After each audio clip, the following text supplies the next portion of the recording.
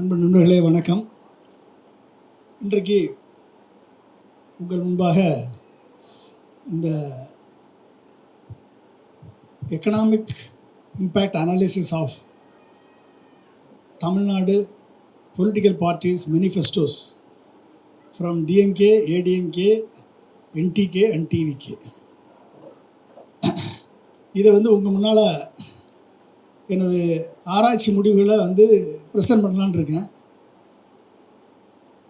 ஏன்னா தமிழகம் 2026 சட்டமன்ற தேர்தலை எதிர்நோக்கி இருக்கிறது.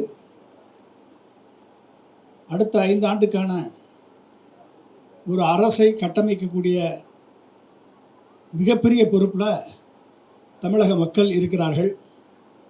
அவர்களுக்கு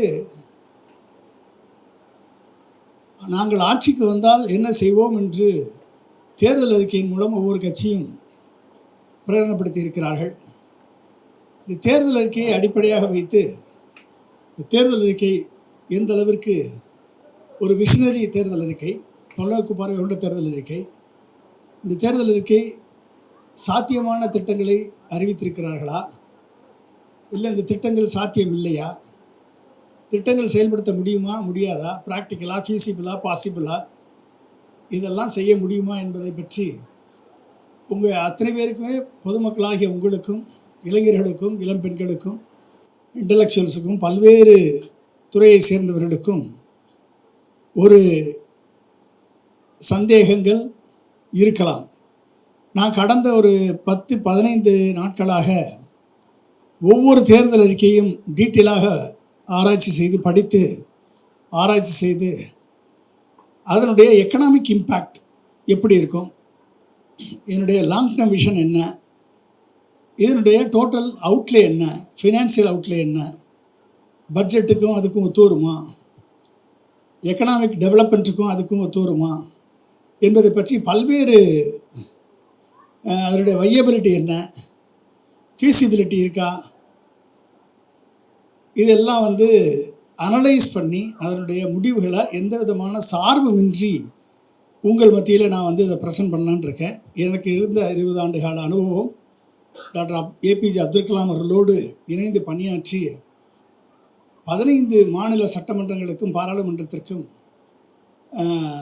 டெவலப்மெண்டல் பாலிடிக்ஸ் விஷன் இதை உருவாக்கிய அனுபவத்தின் காரணமாக, அடிப்படையின் காரணமாக, அந்த அனுபவத்தை கொண்டு தமிழகத்திற்கும் விஷன் 2023 என்ற திட்டத்தை உருவாக்கி அன்றைய முதல்வர் செல்வி ஜெயலலிதா அவரிடம் கொடுத்த அனுபவத்தின் காரணமாகவும் நான் இதுவரை உருவாக்கி கொண்டிருந்தேன். அதாவது மேனிஃபெஸ்டோ உருவாக்கி கொண்டிருந்தேன். இப்பொழுது உருவாக்கப்பட்ட மேனிஃபெஸ்டோவுக்கு அனலைஸ் பண்ணிகிட்ருக்கேன். இது ஏற்கனவே உருவாக்கப்பட்ட மேனிஃபெஸ்டோ, இது செயல்படுத்த முடியுமா முடியாதா என்ற அனாலிசிஸ், ரிசர்ச் அனாலிசிஸ். ஸோ அதை பண்ணி அதனுடைய விளைவுகளை, அதனுடைய அவுட்புட்டை உங்கள் மத்தியில் ப்ரெசன்ட் பண்ணுறது தான் இந்த நிகழ்ச்சி. இப்பொழுது நாம் தமிழக வெற்றி கழகத்தினுடைய தேர்தல் உத்தரவாதம் 2026 தேர்தல் அறிக்கைகளை பற்றி பார்க்கலாம். 3, 4, 5 கட்டங்களாக இந்த தேர்தல் அறிக்கை திரு விஜய் அவர்களால் முன்மொழியப்பட்டது. முதலிலே உமன்ஸ் டே அன்னைக்கு ஒரு தேர்தல் அறிக்கை, இரண்டாவது கேண்டிடேட்ஸ் அனௌன்ஸ் பண்ணுறப்போ ஒரு தேர்தல் அறிக்கை, உமன்ஸ் டே அன்னைக்கு மகளிருக்கான திட்டங்கள், கேண்டிடேட் அனௌன்ஸ் பண்ணுறதுக்கு இளைஞர்களுக்கான திட்டங்கள், அப்புறம் கன்னியாகுமரியில் 2 தேர்தல் அறிக்கை, திருப்பூரில் ஒரு தேர்தல் அறிக்கை, அப்புறம் 16ஆம் தேதி ஏப்ரல் 16 ஒரு தேர்தல் அறிக்கை. இப்போ இத்தனை தேர்தல் அறிக்கையும் டீட்டெயிலாக அனலைஸ் பண்ணி நான் ஒவ்வொரு பாயிண்ட்டாக எடுத்து தான் அனலைஸ் பண்ணியிருக்கேன். நான் அதை எக்ஸ்பிளைன் பண்ணாலே அதுக்கே 1 மணி நேரம் ஆகும். அதனால் உங்களுக்கு எல்லாருக்கும் அந்த தேர்தல் அறிக்கை பற்றி தெரியும். ஏதாவது டவுட் இருந்தால் என்கிட்ட கேளுங்க. இவர் இந்த தேர்தல் அறிக்கையில் லாஸ்ட்டாக 16 நவம்பரில் சொல்லும்போது 10 உத்தரவாதங்களை கொடுத்தார். மகளிர் மேம்பாடு, இளைஞர் முன்னேற்றம், அப்புறம் உலகத்தர கல்வி, விவசாயிகள் நலன், சுகாதாரமான தமிழ்நாடு, மீனவர் நலன், சமூக பாதுகாப்பு, தமிழ்நாடு வளர்ச்சி, அரசு ஊழியர் நலன், நல்லாட்சி. இதுதான் வந்து லாஸ்ட்டாக அவர் கொடுத்த 10 உத்தரவாதம். இந்த 10 உத்தரவாதம் அவர் வந்து கொடுத்துட்டு ஏற்கனவே கொடுத்த 5, அதாவது 5 ஃபேஸாக கொடுத்துருக்கார். அதனால் வந்து இந்த 5 ஃபேஸை நான் வந்து அனலைஸ் பண்ணியிருக்கேன். உங்களுக்கு ஒவ்வொன்றா ப்ரெசென்ட் பண்ணுறேன். ஃபேஸ் 1, ஃபேஸ் 2 இது வந்து உமன்ஸ் டே அன்னைக்கு கொடுத்ததும், அடுத்து தேர்தல் கேண்டிடேட்ஸ் அனௌன்ஸ் பண்ணுற அன்னைக்கு கொடுத்த 2 ஃபேஸ். இது வந்து வாக்குறுதிகளும் அதற்கான உண்மையான நிதிச்சுமையும் பற்றிய ஒரு தரவு சாய்ந்த ஆய்வு.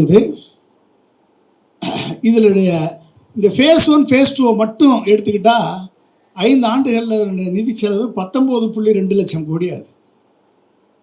19.2 லட்சம் கோடி ஆகுது. இது ஒரு பிரம்மாண்டமான பார்வை. பெண்கள், இளைஞர்கள் மற்றும் சமூக நலனுக்கான 21 மாபெரும் திட்டங்களை அனௌன்ஸ் பண்ணியிருக்கார் விஜய். 5 ஆண்டுகளில் இந்த திட்டத்தை செலவெடுத்தணும்னா 19.2 லட்சம் கோடி செலவாகுது. எப்படின்னு பார்க்கலாம். நேரடி பணப்பரிமாற்றம், இலவச பொருள்கள், பாதுகாப்பு மற்றும் கட்டமைப்பு, பெண்கள் மற்றும் சமூக நலத்திட்டங்கள் கட்டமைப்பு என்னென்னு பார்த்தீங்கன்னா மாதம் 2500 ரூபா உரிமை தொகை.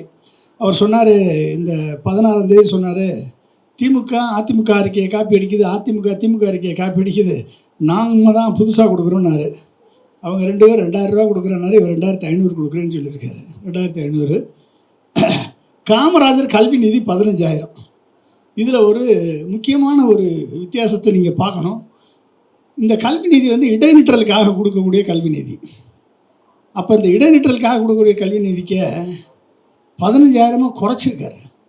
இன்றைக்கி வந்து ஸ்டாலின் கவர்மெண்ட்டை, திமுக கவர்மெண்ட்டை 24,000 கொடுக்குது ஒரு குடும்பத்துக்கு. ஒரு குடும்பத்தில் ஆணும் பெண்ணும் இல்லைன்னா 2 பசங்க 2 பொண்ணுங்க இருந்தால் புதுமைப்பெண் திட்டத்தில் 1000 ரூபா, தமிழ் புதுவெளி திட்டத்தில் 1000 ரூபா, 2000 ரூபா அப்படின்னா 24,000 ரூபா கொடுத்துட்ருக்காங்க.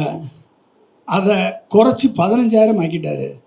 இப்போ திமுக அதை வந்து 36,000 ரூபாயை மாற்றிருக்காங்க. விஜய் கொடுக்கறது 15,000 ரூபா. அடுத்து புதிதாக பிறக்கும் குழந்தைகளுக்கு 10,000 ரூபா. அதாவது அந்த குழந்தைகளுக்கு மோதிரம்லாம் போடுறது, அந்த திட்டங்கள். அடுத்து இலவச பொருட்கள், அன்னபூரணி திட்டம், ஆண்டுக்கு 6 கேஸ் சிலிண்டர்கள், அண்ணன் சீர் திட்டம் 8 கிராம் தங்கம், இலவச நாப்கின்கள், பாதுகாப்பு மற்றும் கட்டமைப்பு, புதிய அமைச்சகம், மகளிர் பாதுகாப்பு படை, மாநிலம் முழுவதும் 10 லட்சம் சிசிடிவி கேமராக்கள், மகளிர் சுய உதவி குழு, கடன் தள்ளுபடி, எம்எஸ்எம்இ மானியம். இதெல்லாம் வந்து அனௌன்ஸ் பண்ணியிருக்க திட்டங்கள். இதில் பார்த்தீங்க அப்படின்னா 2,500 ரூபா மகளிர் உரிமைத்துறை கொடுத்தா வருஷத்துக்கு 60,000 கோடி கமிட்மெண்ட், 60,000 crore. மகளிர் சுய உதவி குழு கடன் தள்ளுபடி பண்ணால் எம்எஸ்எம்இ எல்லாம் சுய உதவி குழு ஏற்கனவே 5 லட்சம் வரைக்கும் கடன் வச்சுருக்காங்க. செல்ஃப் ஹெல்ப் குரூப் கடன் தள்ளுபடி மற்றும் 10 லட்சம் எம்எஸ்எம்இகளுக்கு 5 லட்சம் மானியம். இதுக்கு மட்டும் 80,000 கோடி வருஷத்துக்கு கமிட்மெண்ட்டு ஆகுது. அடுத்து இது மாதிரி நான் இந்த 10 திட்டங்களுக்குமே போட்டிருக்கேன். நான் அதெல்லாம் பேசினா ரொம்ப லேட் ஆகும். ஏன்னா ஏற்கனவே விஜய் சொல்லியிருக்காரு. ஒவ்வொரு திட்டத்துக்கும் இது மாதிரி டீட்டெயில் கால்குலேஷன் போட்டிருக்கேன். போட்டு தான் அதை அரைவ் பண்ணியிருக்கேன். அரைவ் பண்ணதில் ஆரம்ப கட்ட செலவுகளுக்கு புதிய அமைச்சகம் அமைக்கிறது, சிசிடிவி கட்டமைப்பு, எஸ்ஹெச்ஜி கடன் தள்ளுபடி, இது மாதிரி மகளிர் எல்லாத்துக்கும் சேர்த்து 2,13,500 கோடி ஆகுது. தொடர் செலவுகள் ரெக்கரிங் காஸ்ட் 2வது வருஷத்துலேருந்து அடுத்த 5வது வருடம் வரையும் ரெக்கரிங் காஸ்ட் வந்து கிட்டத்தட்ட உரிமை தொகை, கேஸ் சிலிண்டர், கல்வி நிதி, இலவச பயணம் எல்லாம் சேர்த்தா அது ஒரு 2,02,000 கோடி ஆகுது வருஷத்துக்கு. ஸோ வருஷத்தினுடைய கமிட்மெண்ட் எடுத்துக்கோங்களேன். முதல் கட்ட திட்டங்களுக்கு மட்டுமே மாநிலத்தின் தற்போதைய பட்ஜெட்டில் பாதிக்கு மேலே, இப்போ பட்ஜெட் 4 கோடி, இதில் பாதிக்கு மேலே இந்த 2 ஸ்கீமுக்கு மட்டுமே செலவாகுது. அடுத்து இளைஞர்கள், செகண்ட் ஃபேஸ், இளைஞர்கள் வேலைவாய்ப்பு மற்றும் பொருளாதாரம், நேரடி இளைஞர் ஆதரவு, வேலையில்லா பட்டாதாரிகளுக்கு உதவித்தொகை 4,000 ரூபா, 2,500 ரூபா, 5 லட்சம் இளைஞர்களுக்கு ஊதியத்துடன் கூடிய வேலை பயிற்சி, உள்ளாட்சிகளில் 5 லட்சம் இளைஞர்களுக்கு வேலை, 18,000 per மாதம். உள்ளாட்சி இருக்கதே வந்து 12,500 கிராமம் தான் இருக்குது. 345 முனிசிபாலிட்டி இருக்குது. ஒரு 14 மாநகராட்சி இருக்குது. இதில் 5 லட்சம் பேருக்கு எங்கே கொண்டு போய் டிப்ளாய் பண்ணுறது இந்த இவங்கன்னு தெரியல. என்ன கணக்கில் இந்த 5 லட்சம் பேர் சொன்னாருன்னு தெரியல. அதுவும் 18,000 ரூபா அரசு வேலை. ஓகே. தொழில் மற்றும் கல்வி 20 லட்சம் வரை பிணையமற்ற கல்வி கடன், 25 லட்சம் வரை தொழில் கடன் உத்தரவாதம். அப்போ 25 லட்சம் வரை தொழில் கடன் உத்தரவாதம் அப்படின்னா வந்து கொலாட்ரல் ஃப்ரீ லோன் 25 லட்சம் வரைக்கும் கொடுக்குறேன்னு சொல்லியிருக்காங்க. ஆனால் இவருக்கு இன்னொன்று தெரியல, நீட் ஸ்கீம்னு ஒரு ஸ்கீம் இருக்குது. ஜெயலலிதா அவர்கள் காலத்தில் இன்ட்ரடியூஸ் பண்ணப்பட்ட ஸ்கீமு. நான் தான் அதுக்கு பிளான் பண்ணி கொடுத்தேன். 1 கோடி ரூபா முதல் தலைமுறை பட்டதாரிக்கு 1 கோடி ரூபா, 5 லட்ச ரூபா இன்வெஸ்ட் பண்ணால் போதும், 25 ரூபா சப்சிடி கொடுக்குறாங்க. இன்றைக்கி அதை திமுக கவர்மெண்ட்டு 5 கோடி ரூபாய் உயர்த்தி இருக்குது. இன்றைக்கு கிட்டத்தட்ட 3500-4000 பேருக்கு மேலே அதை பயனடைந்து தொழில் முனைவராக ஆகியிருக்கிறார்கள். இவர் வந்து அந்த ஸ்கீமே என்னென்னு தெரியாமல் அனௌன்ஸ் பண்ணியிருக்காரு. 25 லட்சம் வரை தொழில் கடன் உத்தரவாதம்னு. படைப்பாளி தொழில் முனைவோர் திட்டம், கிரியேட்டர் ஸ்கூல்ஸ். அடுத்து நிர்வாக சீர்திருத்தங்கள், போதைப்பொருள் இல்லாத தமிழ்நாடு, பணியமர்த்தல் வெளிப்படைத்தன்மை சட்டம், உள்ளூர் வேலைவாய்ப்பு மானியம், 75% உள்ளூர் ஒதுக்கீடு. இதுக்கெல்லாம் சேர்த்து இதில் ஒரு பெரிய சுமை, வேலையில்லா பட்டதாரிகளுக்கான உதவித்தொகை திட்டத்தின் மிகப்பெரிய சுமை. அதை மட்டும் காமிச்சிருக்கேன். ஏன்னா எல்லா டீட்டெயிலும் நான் போட்டு பார்த்தாச்சு. பட்டதாரிகள் 20 லட்சம் பேர் இருக்கான். 4000 ரூபா 12 மாதம் கொடுத்தா 96,000 கோடி கமிட்மெண்ட். டிப்ளமோதாரர்கள் 10 லட்சம் பேர், 2500 ரூபா 12 மாதம் 30,000 கோடி கமிட்மெண்ட். இது ரெண்டும் சேர்த்து மொத்த செலவு 1,26,000 கோடி கமிட்மெண்ட் இதுக்கு மட்டும். இது தமிழ்நாடு அரசின் தற்போதைய கல்வி மற்றும் சுகாதார பட்ஜெட்டுகளை ஒன்றிணைத்ததை விட மிகப்பெரிய தொகை. நம்ம கல்விக்கு 42,000 கோடி, ஹையர் எஜுகேஷனுக்கு 8,500 கோடி, ஹெல்த்துக்கு ஒரு 22,000 கோடி. இந்த 3ஐயும் சேர்த்தால இந்த 2 பேர் கொடுக்குற பணத்துக்கு ஈக்குவலாக வராது. ஓகே. ஸோ அப்போ 2ஆம் கட்டத்துக்கான மொத்த செலவு என்ன அப்படின்னு பார்த்தா, ஃபஸ்ட் இயருக்கு வந்து 1,92,900 கோடி. ரெக்கரிங் காஸ்ட் வந்து அடுத்த 2ஆம் ஆண்டுலேருந்து 3ஆவது வருஷம், 4ஆவது வருஷம், 5ஆவது வருஷம் 1,76,000 கோடி வருஷத்துக்கு ஆகுது. ஸோ ஒட்டுமொத்த ஆண்டு செலவு திட்டங்களுக்கு பிரம்மாண்ட நிதி தேவை. இது வந்து 2 ஃபேஸ் தான் சொல்கிறேன். இன்னும் 3 ஃபேஸ் இருக்குது. 2 ஃபேஸ் தான் இப்போ சொல்லியிருக்கேன். இந்த 3 ஃபேஸ் இருக்குது. மொத்தம் 4,06,000 கோடி இந்த 2 கட்டத்துக்கு ஃபஸ்ட் இயர் காஸ்ட்டு. செகண்ட்லேருந்து 5 வருஷத்துக்கு 3,79,000 கோடி. அப்போ மொத்த முதல் ஆண்டின் அமைப்பியல் செலவுகள் எல்லாம் சேர்த்து சுமார் ஒவ்வொரு வருஷமும் 4 லட்சம் கோடி வேணும். 4 லட்சம் கோடி பட்ஜெட்டே 4 லட்சம் கோடி தான். இது எக்ஸ்ட்ரா 4 லட்சம் கோடி. ஸோ இப்போ 5 வருஷத்துக்கு நீங்கள் கணக்கு பண்ணுங்க. 5 ஆண்டுகால நிதிச்சுமை வந்து 19.2 லட்சம் கோடி. இமாலய இலக்கு இது எங்கே போய் இந்த பணத்தை ஜென்ரேட் பண்ணுறது? இமாலய இலக்கு இஸ் பாசிபிளா அப்படின்னா கண்டிப்பாக பாசிபிலிட்டி கிடையாது. ஓகே. அப்போ என்ன அது? தமிழ்நாடு அரசனுடைய யதார்த்தத்துடனான மோதல், ஒட்டுமொத்த மாநில பட்ஜெட்டையும் விழுங்கும் திட்டங்கள். மொத்த பட்ஜெட் 4 லட்சம் கோடி தான் தமிழ்நாடுடைய மொத்த பட்ஜெட். டிவிகே திட்டங்களின் ஆண்டு செலவு 3.8 முதல் 4 லட்சம் கோடி. இது 2 ஃபேஸில் மட்டும் அனௌன்ஸ் பண்ண ஸ்கீம் மட்டும் 4 லட்சம் கோடி. இத்திட்டங்கள் மட்டுமே மாநில பட்ஜெட்டின் 95 முதல் 100% வரை விழுங்கிவிடும். அரசு இயந்திரத்தை இயக்குவதற்கான நிதி முற்றிலுமாக இல்லாமல் போகும். 30 டிபார்ட்மெண்ட் இருக்குது. 30 டிபார்ட்மெண்ட்டு ஃபங்க்ஷனே ஆக முடியாத அளவுக்கு இந்த 2 திட்டங்களை செயல்படுத்தினாலே தமிழ்நாடு அரசு செயல் இழந்து போகும்.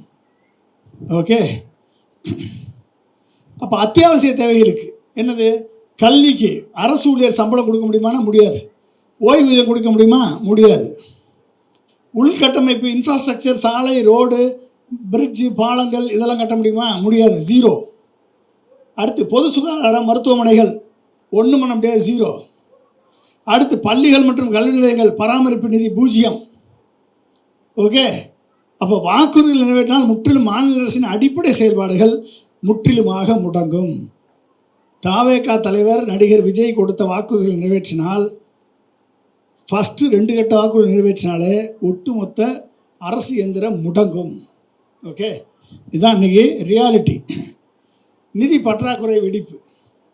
13% ஜிஎஸ்டிபியை தொடும் அபாயம். ஜிஎஸ்டிபியில் 3% தான் நம்மளால் லோனே வாங்க முடியும். ஆனால் இது 13% ஜிஎஸ்டிபியை தொட்டு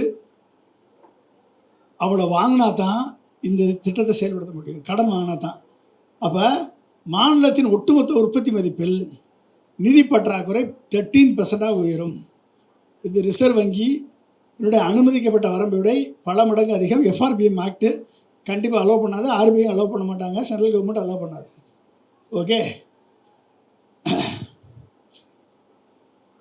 அப்போ இது ஒரு டெப்ட் ட்ராப்புக்குள்ளே தமிழகத்தை தள்ளும், தமிழ்நாட்டை ஒரு டெப்ட் ட்ராப்புக்குள்ளே தள்ளும். அப்போ ஆண்டுக்கான கடன் தேவை இப்போதைக்கு 1 லட்சம் கோடி ஃபிஸ்கல் டெபிசிட் நம்மளுக்கு. டிவிகே தலைவர் ஒருவேளை ஆட்சிக்கு வந்துட்டா அது 3லேருந்து 4 லட்சம் கோடி ஆகும். வருஷத்துக்கு ஒரு ஃபிஸ்கல் டெபிசிட் எவ்வளோ ஆகும்? 3லேருந்து 4 லட்சம் கோடி ஆகும். மொத்த மாநில கடன் இப்போதைக்கு 8 லட்சத்துலேருந்து 10 லட்சம் கோடி. அவர் வந்தால் அதுக்கு பின்னால் 27 லட்சம் கோடி கடன் வாங்க வேண்டிய சூழல் ஏற்படும். கடன் ஜிஎஸ்டி விகிதம் தற்போது பாதுகாப்பான வரம்பு 3% இருக்குது. மாற்றத்துக்கு பின்னால் 77%, அதாவது 28% டெப்ட் டு ஜிடிபி ரேஷியோ 28% இருக்கும். அது 77% கடும் அபாய நிலைக்கு செல்லும். ஓகே, இதில் இந்த ஃபஸ்ட்டு 2ல் மட்டுமே கிட்டத்தட்ட 5 ஆண்டுகளில் 19.2 லட்சம் கோடி, வருஷத்துக்கு 4 லட்சம் கோடி கீழ்கண்ட கடன். அதாவது இதை எப்படி என்ன பண்ணணும், இது செயல்படுத்தணும்னா மக்களுக்கு வரி பல மடங்கு உயர்த்தணும், மத்திய அரசின் முழு கஜானாவும் திறக்கணும், கொள்கை எதிரிட்ட போய் கஜானாவை ஃபுல்லாக திறந்து வாங்கிட்டு வரணும், அடுத்து வாக்குறுதிகளை பெருமளவு குறைக்கணும்.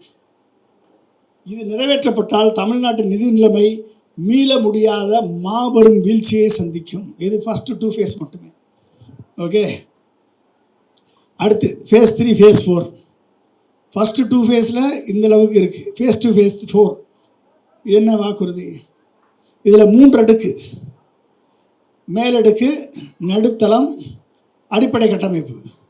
மேலடுக்கு செயற்கை நுண்ணறிவு மற்றும் தொழில்நுட்ப முத்திரை, ஸ்மார்ட் நிர்வாகம், ஊழலற்ற அமைப்பு என்ற புதிய பிம்பம். ஸ்மார்ட் நிர்வாகம், AI university, AI city, AI governance. நடுத்தளம் அதிரடி பணப்புழக்கம் மற்றும் மானியங்கள், மீனவர் மற்றும் தொழிலாளர்களுக்கான மிக உயர்ந்த பண உதவி. மீனவர்களுக்கும் தொழிலாளருக்கும் ஏகப்பட்ட பண உதவி அனௌன்ஸ் பண்ணியிருக்காரு. அடுத்து அடிப்படை கட்டமைப்பு, தற்போதைய டிஎம்கே நலத்திட்டங்களுடைய எக்ஸ்டென்ஷன், ஏற்கனவே உள்ள நேரடி பணமாற்றது மற்றும் சமூக நீதி திட்டங்களுடைய எக்ஸ்டென்ஷன். டிஎம்கே 2000 கொடுத்தா நான் 2500 கொடுக்குறேன், டிஎம்கே 12000 கொடுத்தா நான் 27000 கொடுக்குறேன், இப்படி எக்ஸ்டென்ஷன். பல திட்டங்கள் புதியவை அல்ல, ஆனால் அவை தொழில்நுட்பம், ஊழலற்ற நிர்வாகம் என்ற பெயரில் ஒருங்கிணைக்கப்பட்டு இங்கே மக்கள் மத்தியில் ப்ரெசன்ட் பண்ணப்பட்டிருக்கிறது ஒழிய எல்லாமே அட்ட copy from DMK, ADMK and extension. Okay,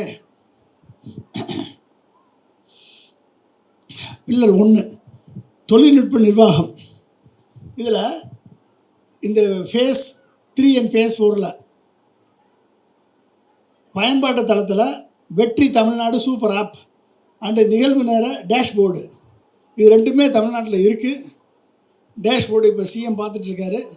super app already இருக்குது, ஏகப்பட்ட காவல் ஆப் இருக்குது, பல்வேறு இ சேவா ஆப்ஸ் இருக்குது. அது புதுசு இல்லை. செயல்பாட்டு தளம் ஏஐ அடிப்படையிலான நிர்வாகம், நலத்திட்டங்களை துல்லியமாக கொண்டு சேர்க்க செயற்கை நுண்ணறிவு.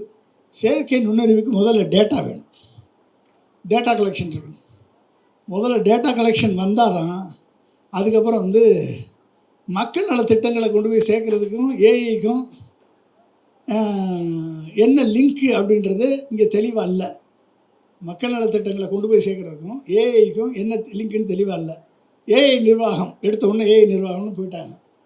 அடுத்து தரவுத்தளம், தமிழ்நாடு குடிமக்கள் உரிமை அட்டை. ஏற்கனவே நம்ம ஆதார் கார்டு இருக்குது, பேன் கார்டு இருக்குது, நம்ம எல்லா கார்டு இருக்குது. இதில் இன்னொரு கார்டு வேறு. ஓகே, அடுத்து சேவை உரிமை சட்டம், ரைட் டு சர்வீஸ் ஆக்ட். இது தமிழ்நாடு அரசில் இல்லை, தமிழ்நாட்டில் செயல்படுத்தலை, பட் பல்வேறு மாநிலங்களை செயல்படுத்துகிறாங்க. இது ஒரு முக்கியமான சட்டம், இது செயல்படுத்த வேண்டிய சட்டம். ஓகே, இதை வரவேற்க வேண்டியது. அடுத்து நிர்வாக பரிணாமம், தற்போதைய அரசு வெர்சஸ் டிவிகே.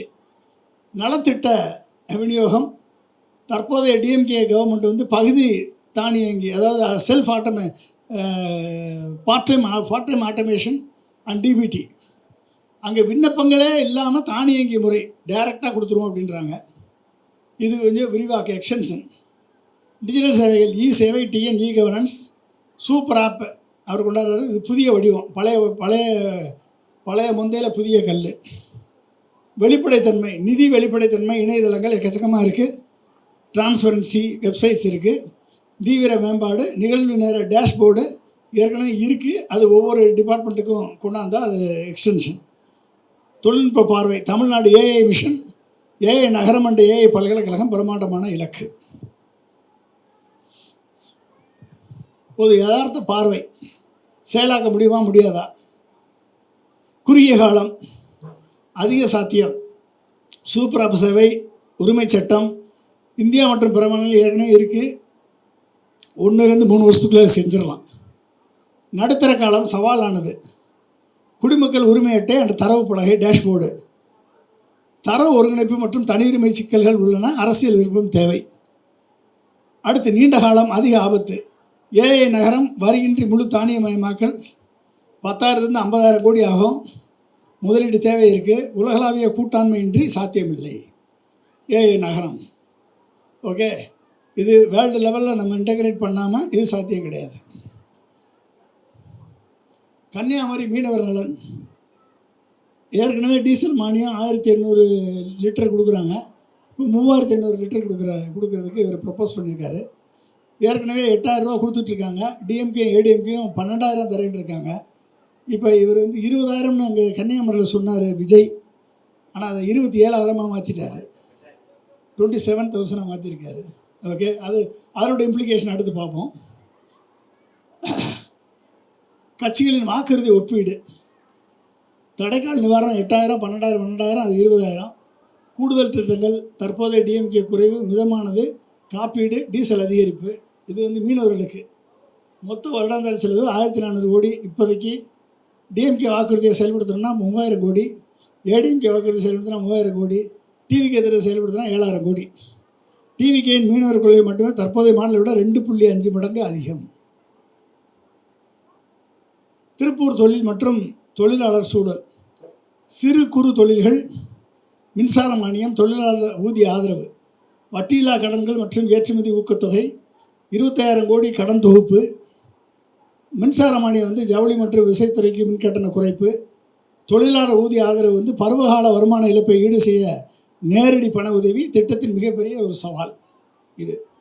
இதில் திருப்பூர் வாக்குறுதி நிதிச்சுமை ஒரு தராசு ஒப்பீடு பார்த்தீங்கன்னா, எம்எஸ்எம்இ வட்டியில்லா கடன் மானியம் 2,000 கோடி வருஷத்துக்கு, ஏற்றுமதி மற்றும் திறன் மேம்பாடு 1,500 கோடி ஆண்டுக்கு, தொழிலாளர் ஊதிய ஆதரவு அவங்களுக்கு 5.7 லட்சம் தொழிலாளருக்கு நேரடி பணம் கொடுக்குறேன்னு இருக்காரு. அது மட்டும் 12,000 கோடி வருஷத்துக்கு. ஸோ இது குறுகிய கால ஈர்ப்பு அளித்தாலும் நீண்ட கால பொருளாதாரத்துக்கு உகந்தது அல்ல. ஏன்னா வேலை இல்லாமல் சம்பளம் வந்துகிட்டே இருந்தால் ஒருத்தர் வேலை பார்க்க போக மாட்டான், அது நடக்காது. இது தேவையில்லாமல் அதிகமாக கொடுக்குற மாதிரி இது ஒரு சோம்பேறித்தனத்தை உருவாக்கும். இது 5 நேரடி பணம் ஊதிய ஆதரவு 12,000 கோடி வருஷத்துக்கு. ஆமாம், டிவிகேன்னு கற்று. அப்புறம் ஒட்டுமொத்த நிதி மதிப்பீடு, மூலதனம் வருஷம் தொடர் செலவினம். ஒரு முறை மூலதன செலவு மட்டும் பார்த்திங்கன்னா, திருப்பூர் ஏஐ நகரம் பல்கலைக்கழகம் டிஜிட்டல் கட்டமைப்பு 70,000 கோடி, திருப்பூர் நவீனமயமாக்கலுக்கு ஒரு 5,000 கோடி, மொத்தம் 75,000 கோடி, 40,000 to 75,000 கோடி ஆகும். அடுத்து வருடாந்திர தொடர் செலவு இதுக்கு ஏஐ அண்ட் விநியோக பராமரிப்பு 4,000 கோடி, மீனவர் நல மானியம் 7,500 கோடி, திருப்பூர் தொழிலாளர் மானியம் ஒரு 20,000 கோடி, மொத்தம் 36,000 கோடி வருஷத்துக்கு இது செலவாகும். நலத்திட்ட அணுகுமுறை, படிப்படியான வளர்ச்சி வருஷம் அதிரடி பாய்ச்சல். அப்போ இதில் பார்த்தீங்கன்னா நலத்திட்ட செலவினம் எப்படி போகுது? உழைப்பை விட மானியத்தை அதிகம் சார்ந்திருக்கும் நிலை உருவாகும் அபாயம் உள்ளது. இது நீண்டகால சொத்து உருவாக்கத்தை தடுக்கும். கேபிட்டல் இன்ஃப்ராஸ்ட்ரக்சர் உருவாக்கத்தை தடுத்தால் பொருளாதாரம் வளராது. இது எக்ஸ்பெண்டிச்சர் எக்கனாமியை தான் போய் நிற்கும். அதிரடி நேரடி பணப்புழக்கம் நிதி நெருக்கடி அபாயத்திற்கு வழிவகுக்கும். படிப்படியான நலத்திட்ட விரிவாக்கம் பட்ஜெட்டுக்குள் அடங்கும். இதுதான் டிஎம்கே பண்ணுறது. பட்ஜெட் யதார்த்தம், வரி இல்லை என்ற வாக்குறுதியின் முரண்பாடு. வரி கிடையாது, நான் அதிகமான வரியை ஏற்ற மாட்டேன், வரி ஏற்றாமல் நான் பட்ஜெட் போடுவேன்னு சொல்லியிருக்காரு. இப்போதைய மாநில கடன் 10,00,000 கோடி, கன்னியாகுமரி மற்றும் திருப்பூர் ஆகிய 2 பிராந்தியங்கள் வாக்குறுதிகளுக்கு மட்டுமே ஆண்டுக்கு 30,000 கோடி தேவை. இது ஒட்டுமொத்த பட்ஜெட்டில் கிட்டத்தட்ட 5.7% ஆகும். புதிய வரிகள் இன்று இதை செயல்படுத்துவது சாத்தியமற்றது மற்றும் கடுமையான நிதி நெருக்கடியை ஏற்படுத்தும். இது இறுதி மதிப்பீடு. கவர்ச்சியான அரசியல் வெர்சஸ் யதார்த்த சவால்கள். 40% 50% ஏற்கனவே உள்ள திட்டங்கள்.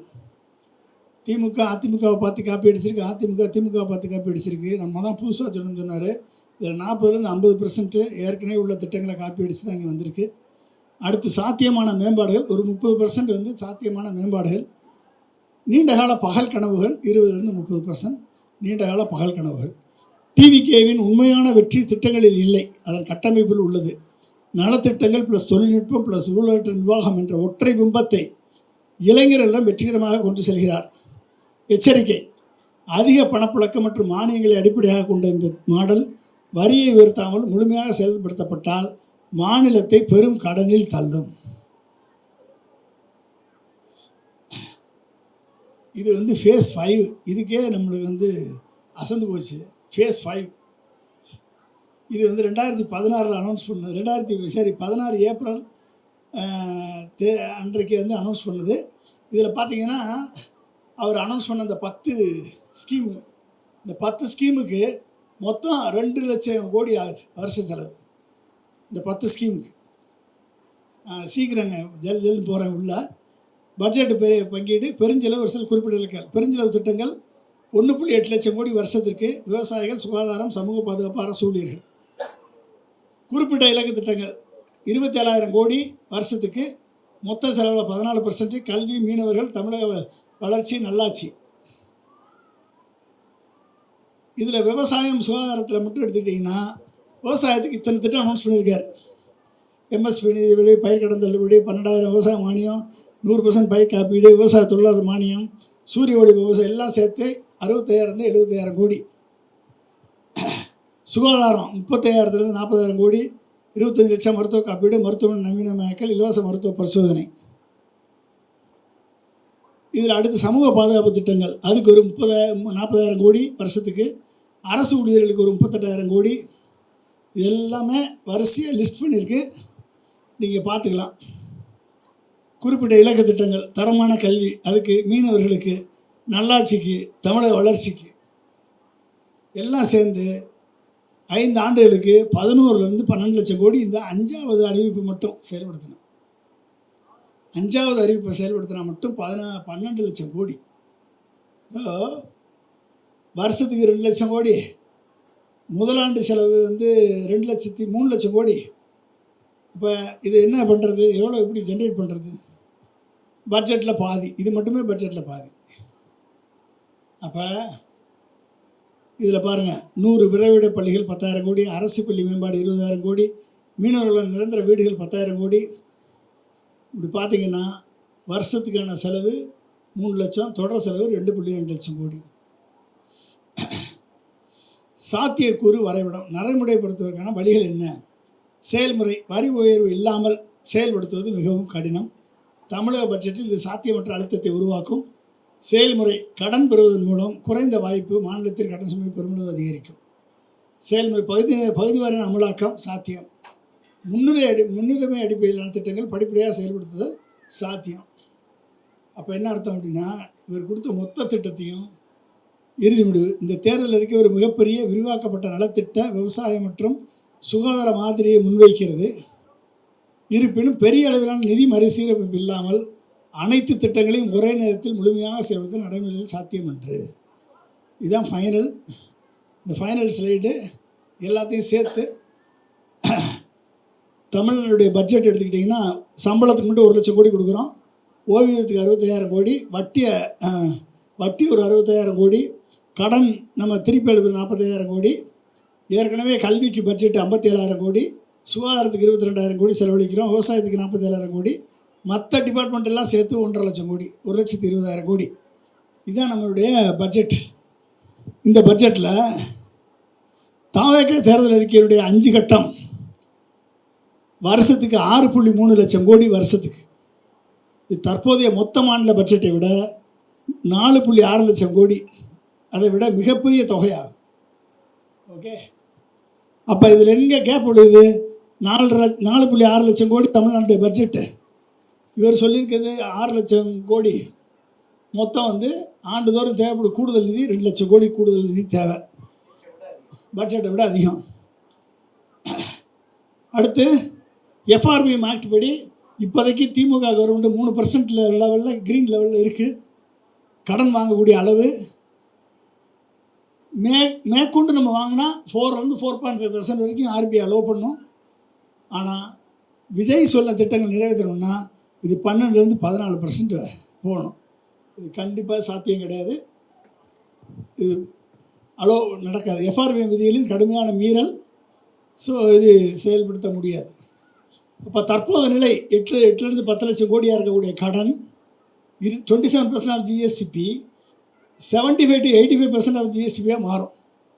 கிட்டத்தட்ட 20 to 32 லட்சம் கோடியா இது கடன் சுமை உயரும். வரி போட மாட்டார்.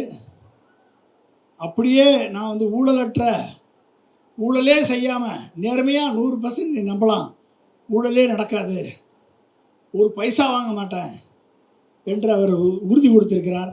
அப்படியே பண்ணாலும் வருஷத்துக்கு ஒரு 50,000 கோடி சேமிக்கலாம், இல்லை மேக்ஸிமம் 1 லட்சம் கோடி சேமிக்கலாம். ஆனால் வருஷத்துக்கு நீ எங்கே 4 லட்சம் கோடிக்கு எங்கே போகிறது? எக்ஸ்ட்ரா 4 லட்சம் கோடிக்கு எங்கே போகிறது? So 85% GSDP.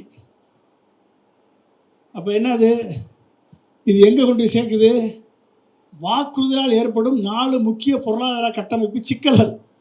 நுகர்வு சார்ந்த பொருளாதாரம் 3 to 4 லட்சம் கோடி நேரடி பண பரிமாற்றம், குறைந்த அளவிலான சொத்து உருவாக்கம் நடக்கும். அப்போ அசட் கிரியேட் ஆகாது, இன்ஃப்ராஸ்ட்ரக்சர் டெவலப் ஆகாது.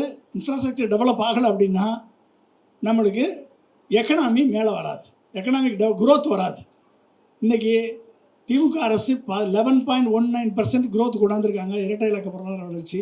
அது நடக்காது. உழைப்பை குறைக்கும் அபாயம். 1.26 லட்சம் கோடி வேலையின்மை உதவித்தொகை தொழிலாளர் பற்றாக்குறையை உருவாக்கும். அடுத்து தனியார் முதலீடு பாதிப்பு. அரசு பொருளாதாரத்தை ஆதிக்கம் செலுத்துவதால் தனியார் துறை இங்கே இன்வெஸ்ட் பண்ணாது, தனியார் துறை இன்வெஸ்ட்மெண்ட் நடக்காது. பணவீக்க அழுத்தம். சந்தையில் அதிக பணம் புழங்குவதால் அத்தியாவசிய பொருட்களின் விலை உயரும். தற்போதைய தமிழ்நாடு மாடல் அணுகுமுறை சமநிலையானது, தாவேகா மாடல் அணுகுமுறை அதிவேகமானது. கவனம் மக்கள் நலன் ப்ளஸ் உள்கட்டமைப்பு வளர்ச்சியில் கவனம். அதீத மக்கள் நலத் திட்டங்கள் ஓட்டு வாங்கி வெற்றி பெற வேண்டும் என்ற ஆர்வத்தில் செயல்படுத்த முடியாத திட்டங்களை பாசிபிளா நாட் பாசிபிளா, ஃபீஸிபிளா நாட் ஃபீஸிபிளா என்பதெல்லாம் யோசிக்காமல் சொல்ல திட்டங்கள். நிதிநிலை கட்டுப்பாட்டுக்குள் உள்ள பற்றாக்குறை, நிதிநிலை மிக குறைந்த நிதி சமநிலை. இது தாவேகா மாடல்.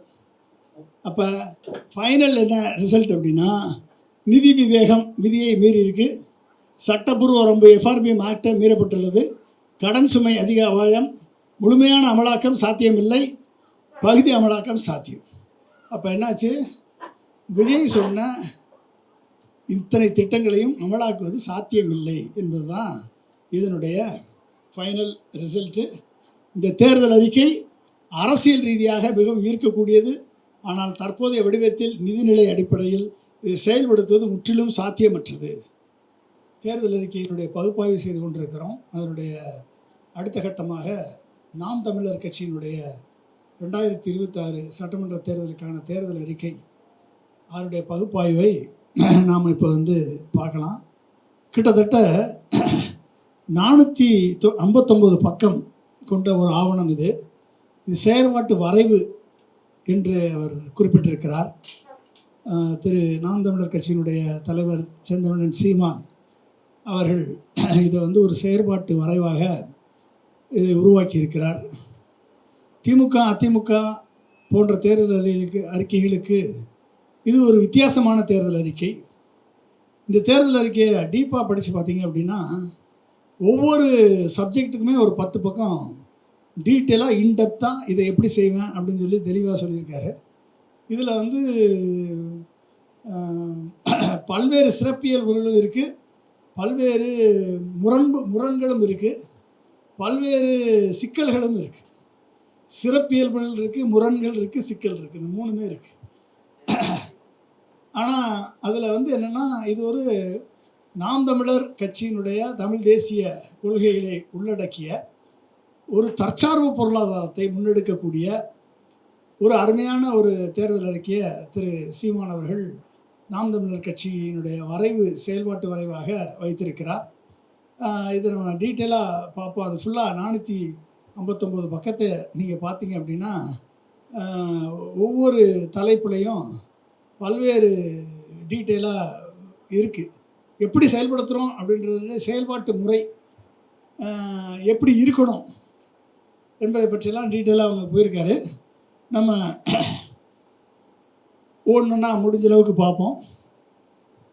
இதனுடைய விஷன் என்ன, இதனுடைய செயல்திறன் என்ன, இதனுடைய நிஜநிலை என்ன, கொள்கை மதிப்பீடு, நிதி சாத்தியக்கூறு, மாற்று மதிப்பீடு என்ன என்பதை பற்றி நம்ம பார்க்கலாம்.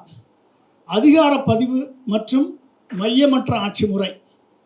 இது வந்து அவர் சொல்லுவார் அடிக்கடி, நான் வந்து ஆல்ரெடி கட்டின கட்டடத்துக்கு வெள்ளையடிக்க வந்தவன் கிடையாது, நான் கட்டடத்தையே அழித்து புது கட்டடம் கட்ட வந்திருக்கேன் அப்படின்னு சொல்லுவார். அது வந்து அதுதான் நாகரிக மாற்று மாதிரி. இது அதாவது சிவிலைசேஷன் சேஞ்ச் கொண்டாடுறேன் அப்படின்றார் அவர். அப்போ வந்து 5 தலைநகரங்களை உருவாக்க போகிறேன், மாநிலம் தலைமை வளர்ச்சி இலக்காக கொண்ட ஒரு டீசென்ட்ரலைசேஷன் அதை பண்ணுறேன். திருச்சியை தலைநகராக கொண்டு நிர்வாக நகரம், கோயம்புத்தூரை தலைநகராக கொண்டு தொழில் நகரம், கன்னியாகுமரியை தலைநகராக கொண்டு தத்துவ நகரம், மதுரையை தலைநகராக கொண்டு கலாச்சார நகரம், சென்னையை தலைநகராக கொண்டு தொழில்நுட்ப நகரம். இந்த 5 நகரங்கள் தலைநகரங்களை உருவாக்குவேன்னு சொல்லி அவர் அசூரன்ஸ் கொடுத்துருக்காரு. இந்த 5 நகரங்களில் பார்க்குங்க அப்படிங்கன்னா, இந்த 5 நகரங்கள், அப்புறம் கட்டண வாக்களிப்பை கட்டாயப்படுத்துவேன் என்று சொல்லியிருக்கார். ஆமாம், இது சட்டமன்றம் நாடாளுமன்றத்தில் பெண்களுக்கு ஒதுக்கீடு, இது ரெண்டுமே இவரால் பண்ண முடியாது. இது வந்து மத்திய அரசினுடைய கட்டத்தில் வரும். அதனால் வந்து அதுக்காக நான் போராடுவேன்றாரு. Right, okay. இப்போ இந்த தலைநகரத்தை மட்டும் உருவாக்கணும் அப்படின்னா கிட்டத்தட்ட இதுக்கு மட்டுமே வந்து 1 லட்சம் கோடி ஆகுது. 50,000 1 லட்சம் கோடி. இந்த 5 தலைநகரங்களை உருவாக்கணும் அப்படின்னா இதுக்கு மட்டுமே செலவு மட்டுமே 1 லட்சம் கோடி. ஓவர் 10 to 15 இயர்ஸ் ஆகும் இதை உருவாக்குவதற்கு. ஃபஸ்ட்டு இதில் கிட்டத்தட்ட 49 அஜெண்டா, அதை 7 பில்லர்ஸ் ஆஃப் ட்ரான்ஸ்ஃபர்மேஷனாக கொண்டு காமிச்சிருக்காரு. Agriculture, education, health, industry, economy, water and autonomy. இதில் நீங்கள் பார்த்தீங்க அப்படின்னா கல்வியில் தமிழ் வழி கல்வி, கல்வி கடன் ரத்து, நீட் எதிர்ப்பு. தமிழ் வழி கல்வி, கல்வி கடன் ரத்து, நீட் எதிர்ப்பு, இலவச கல்வி, தரமான இலவச கல்வி அவர் சொல்கிறது. அடுத்து மருத்துவம், முழுமையான அரசு மருத்துவ அமைப்பு, சித்த மருத்துவ கட்டமைப்பு. இது முக்கியம். சித்த மருத்துவத்துக்கு ஸ்பெஷல் ப்ரிஃபரன்ஸ் கொடுத்துருக்காப்புல சீமான். அது வந்து ஆயுர்வேதத்துக்கு இன்றைக்கி 2000 கோடி நிதி ஒதுக்கியிருக்கு சென்ட்ரல் கவர்மெண்ட்டு. சித்த மருத்துவத்துக்கு நிதி ஒதுக்குன்னு சொன்ன ஒரே கட்சி நாம் தமிழர் மட்டும்தான். அது வந்து ஒரு உண்மையான வரவேற்கத்தக்க அம்சம். அது முழுமையான அரசு மருத்துவ அமைப்பு, மருத்துவமும் இலவசம், தரமான மருத்துவம் இலவசம் சொல்லியிருக்காரு. அப்படின்னா ப்ரைவேட் ஹாஸ்பிட்டல் இருக்காது, ப்ரைவேட் ஸ்கூல் இருக்காது. ஸோ இதெல்லாம் வந்து அவருடைய எய்மு. அடுத்து விவசாயம் தேசிய தொழில், விவசாயம் முழு கடன் ரத்து, எம்எஸ்பி உறுதி, மினிமம் சப்போர்ட் ப்ரைஸ் உறுதிப்படுத்துகிறாரு. இது வந்து இதனுடைய இம்ப்ளிகேஷன் என்னன்றதை பார்ப்போம். தொழில், உள்ளூர் தொழில் முன்னுரிமை, வெளிநாட்டு முதலீடு கட்டுப்பாடு, ஃபாரின் டைரக்ட் இன்வெஸ்ட்மெண்ட்டு. இவர் சொல்லக்கூடிய கண்டிஷன்ஸ் எல்லாம் படித்து பார்த்தீங்கன்னா ஒரு எஃப்டிஐயும் உள்ளே வராது, ஃபாரின் டைரக்ட் இன்வெஸ்ட்மெண்ட்டே உள்ளே வராது. இது ஒரு மிகப்பெரிய ஒரு சேலஞ்ச். உள்ளூர் தொழிலுக்கு முன்னுரிமை கொடுக்குறாரு. பொருளாதாரம், தற்சார்பு பொருளாதாரம், மானிய குறைப்பு. அருமையான ஒரு கான்செப்ட். தற்சார்பு பொருளாதாரம் கண்டிப்பாக அது தேவை. தமிழ்நாட்டுக்கு மட்டும் இல்லை, ஒட்டுமொத்த இந்தியாவிற்குமான தேவை தற்சார்பு பொருளாதாரம். ஆனால் அந்த தற்சார்பு பொருளாதாரத்துடைய செயல்படுத்தக்கூடிய வழிமுறை சீமான் சொல்கிறது மாதிரி இருந்தால் அது வந்து சிக்கல். அதுக்கும் தற்சார்பு பொருளாதாரத்துக்கும் சம்மந்தம் இல்லாமல் இருக்குது. அங்கே ஒரு கரெக்ஷன் பண்ண வேண்டிய தேவை இருக்குது. நீர் மேலாண்மை இது ஃபென்டாஸ்டிக்காக பண்ணியிருக்காரு. நீர்நிலைகள் புதுப்பித்தல், நதிநீர் இணைப்பு, இதை பற்றி டீட்டெயிலாக அருமையாக பண்ணியிருக்காப்புல. நீர் மேலாண்மை, ஒவ்வொரு ரீசார்ஜ் போர்வெல், அப்புறம் வந்து தடுப்பணைகள், அப்புறம் சின்ன சின்ன இதெல்லாம் பண்ணுறதை பற்றி ரொம்ப டீட்டெயிலாக இருக்குது. அது நீர் மேலாண்மையில் இது பெஸ்ட்டுன்னு சொல்லலாம் இந்த தேர்தல் அறிக்கை. மாநில தன்னாட்சி உரிமை, வரி அதிகாரம், வளங்கள் மீதான முழு உரிமை ரத்து. முழு உரிமை, வளங்களுக்கு முழு உரிமை, நீர் வளம், நிலவளம், அனைத்து வளங்களுக்கான முழு உரிமை. இந்த 7 பில்லரை வச்சு தான் 49 திட்டங்களை அடிப்படையாக கொண்டு செயல்படுத்தியிருக்கிறார்.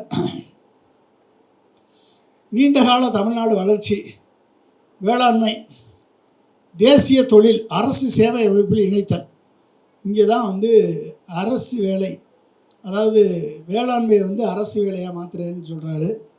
விவசாய கடன் முழு ரத்து, குறைந்தபட்ச ஆதரவு விலை, முழுமையான இயற்கை விவசாயம். முழுமையான இயற்கை விவசாயம் இது ஒரு மிகப்பெரிய ஒரு சேலஞ்ச். முழுமையான இயற்கை விவசாயம் அதை பற்றி நான் டீட்டெயிலாக பின்னால் பேசுகிறேன். கழிவில்லா தொழில் பூங்காக்கள் அருமையான திட்டம். ரீசைக்கிளிங் பார்க்ஸு, மணல் மற்றும் கனிம களவுக்கான கடுமையான தடை, பெரிய அளவிலான நீர்நிலை மற்றும் சுற்றுச்சூழல் மீட்பு, இந்த ரெண்டையும் அடிப்படையாக கொண்டு இருக்குது. கல்வி, கட்டாய தமிழ் வழி கல்வி, அரசு ஊழியர்கள் குழந்தைகள் அரசு பள்ளியில் மட்டுமே படிக்க வேண்டும். நீட் எல்லாமே அரசு பள்ளியை மாறின பிறகு அப்புறம் அவங்க அங்கே தானே படித்தாகணும். ஓகே. நீட் நீக்கம், முழுமையான மாணவ கல்வி கடன் ரத்து, அமைச்சர்கள் மற்றும் அதிகாரிகள் அரசு மருத்துவமனைகளை மட்டுமே பயன்படுத்த வேண்டும். எல்லாமே அரசு மருத்துவமனை ஆன பிறகு அதுவும் அங்கே தான் படியாகும். தனியார் மருத்துவ கட்டுப்பாடு, சித்த பாரம்பரிய மருத்துவ மேம்பாடு, இது வந்து ஒரு அருமையான ஒரு சித்த மருத்துவத்திற்கு தனி பல்கலைக்கழகம், தனியாக R&Dக்கு நிதி, இதெல்லாம் வந்து யாருமே சொல்லாதது, நான் தொடர்ந்து வலியுறுத்தி வருவது. இது அது ஒரு அனௌன்ஸ் பண்ணியிருக்காரு, வாழ்த்துக்கள்.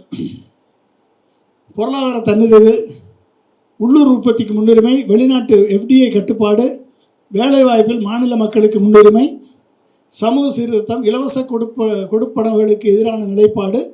அதாவது இலவச கொடுப்பனவுகள்னா ஃப்ரீபீஸ், இலவசங்களுக்கு எதிரான நிலைப்பாடு. ஆமாம், போடாதுன்றார். கட்டாய மதுவிலக்கு கட்டாயம், ஆனால் கல் மட்டும் குடிக்கலன்ட்டார். ஜாதி அடிப்படை ஒதுக்கீட்டை நீக்கி தமிழ் சமூக அடிப்படையில் மாற்றம். இங்கே ஒரு மிகப்பெரிய ஒரு சிக்கல். ஜாதி அடிப்படையில் தான் இடஒதுக்கீடே இருக்குது. அது வந்து ஜாதி அடிப்படையில் கிளாஸு, அது வந்து சோசியலி அண்ட் எஜுகேஷனலி பேக்வேர்டு அப்படி இருந்தால் தான் அதுக்குள்ளே இருக்கக்கூடிய ஜாதிகளுக்கு தான் அடிப்படையிலேயே ஜாதி அடிப்படையில் இடஒதுக்கீடு கிடையாது. சோசியலாக எஜுகேஷனலாக பேக்வேர்டாக இருந்தால் அவங்கள ஒரு குரூப் ஆக்கி அவங்களுக்கு தான் இடஒதுக்கீடு. இந்த ஜாதிக்கு ஒரு இடஒதுக்கீடு கொடுக்க முடியாது. எனவே இதனுடைய approach it self is reservation எதிரான அஜெண்டா. செயல்திறன் பகுப்பாய்வு, நிஜ நிலையின் சோதனை. சாத்தியமானவை என்ன, கடினமானவை என்ன, சாத்தியமற்றவை என்ன. சாத்தியமானவை, மாநில அதிகாரத்திற்குள் நீர்நிலைகள் மீட்பு கண்டிப்பாக சாத்தியம். மையமற்ற நிர்வாகம் பகுதி சாத்தியம். அரசு பள்ளி மருத்துவம் கட்டாயம் சாத்தியம். MSME ஊக்கம் சாத்தியம். கடினமானவை, நிதிச்சுமை அதிகமுள்ள கடினமானவை எல்லாம் 5 தலைநகரங்கள் கட்டமைப்பு, முழுமையான கடன் ரத்து, மதுவிலக்கு, விவசாயத்தை அரசு துறையாக மாற்றுதல் மிக்க சிக்கலானது. சாத்தியமற்றவை, ஜனாதிபதி நேரடி தேர்தல் இவர் கண்ட்ரோலில் கிடையாது. ரயில்வே மீது மாநில கட்டுப்பாடு நாட் பாசிபிள். நீட் நீக்கம் மோடி போகிற வரைக்கும் நடக்காது. ஜாதி ஒதுக்கீட்டு நீக்கம் அது நடக்காது. ஓகே. ஸோ அடுத்து ஜனாதிபதி நேரடி தேர்தல், நாடாளுமன்ற அரசியலமைப்பு திருத்தம் தேவை. அதை கொண்டு வர்றதுக்கு அஜெண்டா ஒரே நாடு ஒரே தேர்தலுக்கான அஜெண்டா இல்லை. அது அது அதான் அது பேக்ரவுண்ட் அஜெண்டா வந்து ஆமாம் தேவையில்லைன்னு சொல்லக்கூடிய நிலைமை இல்லை. ஜனாதிபதி தேர்ந்தெடுச்சுன்னா அப்புறம் பிரதமர் தேவையில்லைல்ல. அப்போ அந்த ஒற்றை ஆட்சி முறைக்கு கொண்டு வர்றதுக்கான அடிப்படை. ஆமாம். அப்புறம் ஜாதி ஒதுக்கீட்டை நீக்குதல், உச்சநீதிமன்ற ஆய்வு மற்றும் அடிப்படை உரிமை மீறல் சிக்கல். ஜாதி ஒதுக்கீடு கிடையாது, இது வந்து கிளாஸ் தான். கிளாஸ் வேறு, ஜாதி வேறு. ஜாதிக்குள்ளுக்குள்ள ஜாதிகள் சேர்ந்தது ஒரு கிளாஸ். அது பேக்வர்ட் கிளாஸ் இருக்கலாம், ஃபார்வர்ட் கிளாஸாக இருக்கலாம், மோஸ்ட் பேக்வர்ட் கிளாஸாக இருக்கலாம், ஷெட்யூல்டு கேஸ்ட் கிளாஸாக இருக்கலாம், இல்லை ஷெட்யூல்டு ட்ரைபாக இருக்கலாம். ரயில்வே மீது மாநில கட்டுப்பாடு, மத்திய அரசின் பிரத்யேக பட்டியல், அதிகார பட்டியல். வெளிநாட்டு முதலீடு முழு தடை, தேசிய பொருளாதார கொள்கையுடன் முரண்பாடு. எஃப்டிஐ தடை எப்படின்னா, ஒரு எஃப்டிஐ உள்ளே வரலைன்னா இங்கே ஒரு வேலை நடக்காது. அப்போ நபார்டு, நீங்கள் வந்து ஏசியன் டெவலப்மெண்ட் பேங்க்கு, எந்த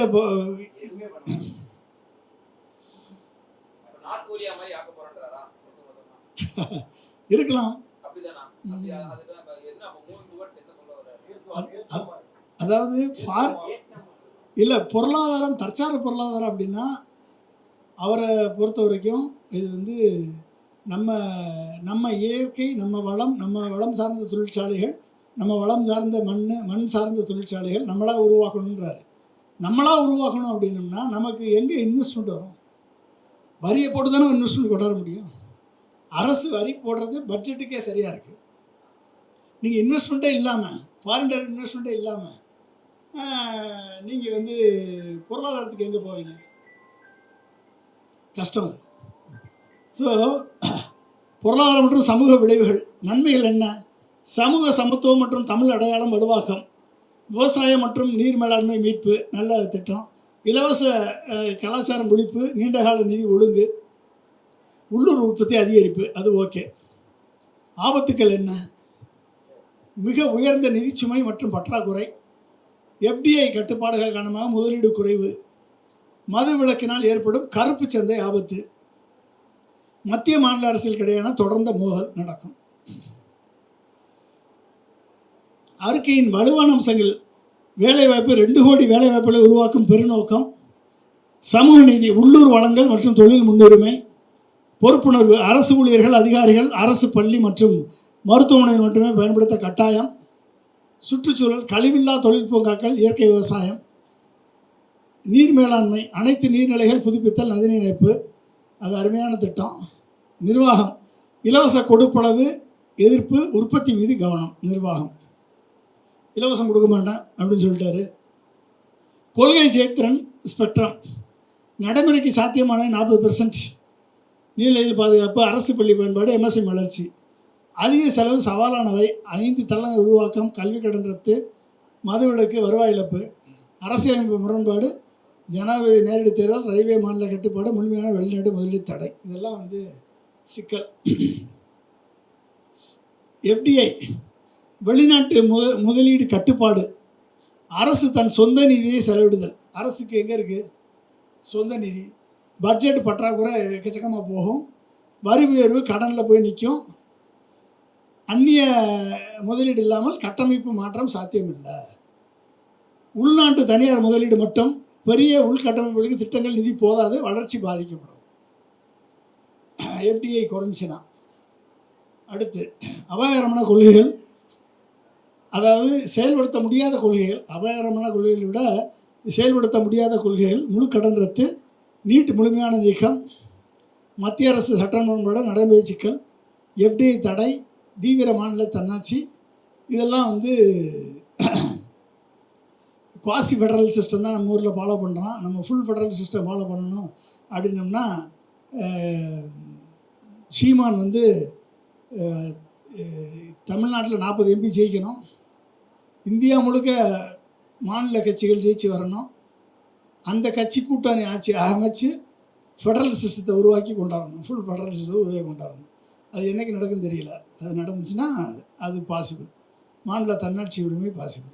ஸோ ஹை ரிஸ்க் அஜெண்டா அப்படின்னு பார்த்துக்கிட்டிங்கன்னா, முழுமையான கடன் ரத்து, வங்கி மற்றும் தனியார் கடன்கள் முழுமையாக ரத்து செய்யப்படுவது நிதித்துறையை முடக்கும், நீட் தேர்வு நீக்கம், இது மத்திய அரசின் கட்டுப்பாட்டில் உள்ளதால் நடைமுறை சட்ட சிக்கலை உருவாக்கும், எஃப்டிஐ தடை, வளங்கள் தமிழருக்கே என்ற கொள்கை மூலதன பற்றாக்குறையை உருவாக்கும், தீவிர மாநில தன்னாட்சி, வரி மற்றும் வளங்கள் மீதான முழு உரிமை கோருவது இந்திய அரசியலமைப்புக்கு முரண்பாடாக நிற்கும். இதனால் வரக்கூடிய எவ்வளவு total loan waiver, blanketing bank என்ன NBFC and informal loans creating and immediate 2.5 to 3.5 lakh crore டெப்ட் எக்ஸ்ப்ளோஷன் அண்ட் மாரல் ஹெசார்ட். அப்புறம் வந்து எஃப்டிஐ பேன் வந்து resource for Tamil only policy stops the state of the massive capital required for infrastructure, demanding full resource autonomy. Tax control pushes the boundaries of the Indian Constitution, risking a freeze in central grants. இதெல்லாம் நடக்கும். அப்போ original policy high risk 100% farm waiver, total NEET ban foreign capital, extreme autonomy. இப்போ என்ன pragmatic model என்ன அப்படின்னா, waivers limited to 2 acre less than 2 acre farmers up to 2 to 3 lakhs plus EMI extension for large ஃபார்ம்ஸ்னு சொல்லலாம். நீட்டை பேன் பண்ணுறதுக்கு பதிலாக creating a government which respects the state autonomy and transfer education and health to state list, allow the each state government to have its own education policy, industrial policy based on its core competence, natural resources and potential global growth opportunity. அதுக்கு வந்து அதுக்கான வாய்ப்பு வந்து வரணும்னா மாநிலத்தில் கூட்டாட்சி வரணும், மத்தியில் கூட்டாட்சி வரணும். அந்த கூட்டாட்சி வந்து அந்த கூட்டாட்சி மூலமாக அது செயல்படுத்தப்பட்டால் தான் நடக்கும், அது இல்லைன்னு நடக்காது.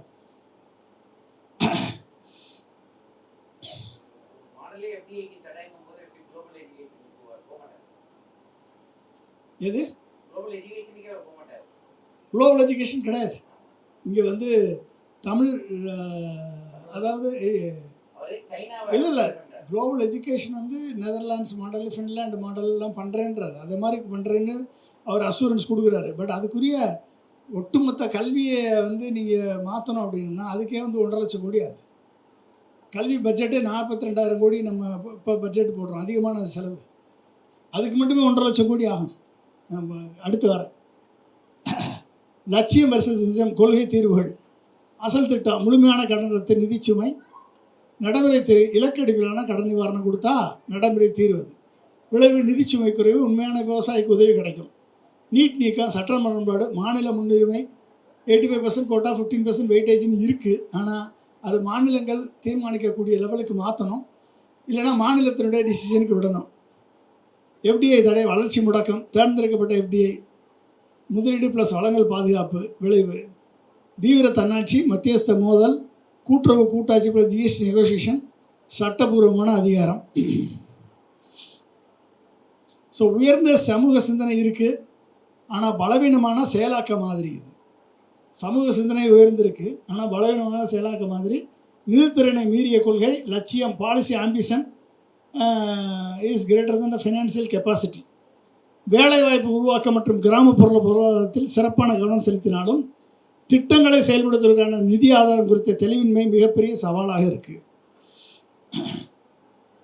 இப்போ இதில் என்னென்ன எவ்வளவு செலவு ஆகுது அப்படின்னா, கல்விக்கு மட்டும் கிட்டத்தட்ட 1 லட்சம் கோடி, ஜாப்ஸ் வந்து 5.8 லட்சம் அரசு பணிகள், நீண்ட கால ஜிஎஸ்டி வளர்ச்சி மற்றும் திறன் மேம்பாடு, சுகாதாரத்துக்கு 80,000 1 லட்சம் கோடி, 5 7 லட்சம் அரசு பணிகள், நீர் மேலாண்மைக்கு 50,000 கோடி, 10 15 லட்சம் வேலை வாய்ப்புகள், விவசாயத்துக்கு 2 3 லட்சம் கோடி, 40 60 லட்சம் பணிகள், அரசு பணிகள் 10 15 லட்சம் அரசு பணிகள், ஊரக வருமானம் அதிகரிப்பு, உணவு பாதுகாப்பு, தொழில் இண்டஸ்ட்ரி, காஸ்ட் வந்து 1 2 லட்சம் கோடி, 20 30 லட்சம் வேலை வாய்ப்புகள், மாநில தன்னாட்சி அதுக்கு ஒரு 30,000 கோடி, 5 10 லட்சம் நிர்வாக பணிகள், முழுமையான அதிகார கட்டுப்பாடு. இதெல்லாம் இவ்வளவு ஒவ்வொன்றுக்கும் இவ்வளவு செலவாகுது. இப்போ நிஜ நிதி நிலை என்னதுன்னா கிட்டத்தட்ட 8 லட்சம் கோடி கேள்வி. நான் தற்போதைய தமிழ்நாடு பட்ஜெட் 4 லட்சம் கோடி. நாம் தமிழர் அறிக்கையை செயல்படுத்தணும்னா அதுக்கு தேவை மொத்தம் 6 8 லட்சம் கோடி. அப்போ 2 4 லட்சம் கோடி பட்ஜெட் இரட்டிப்பாகும்.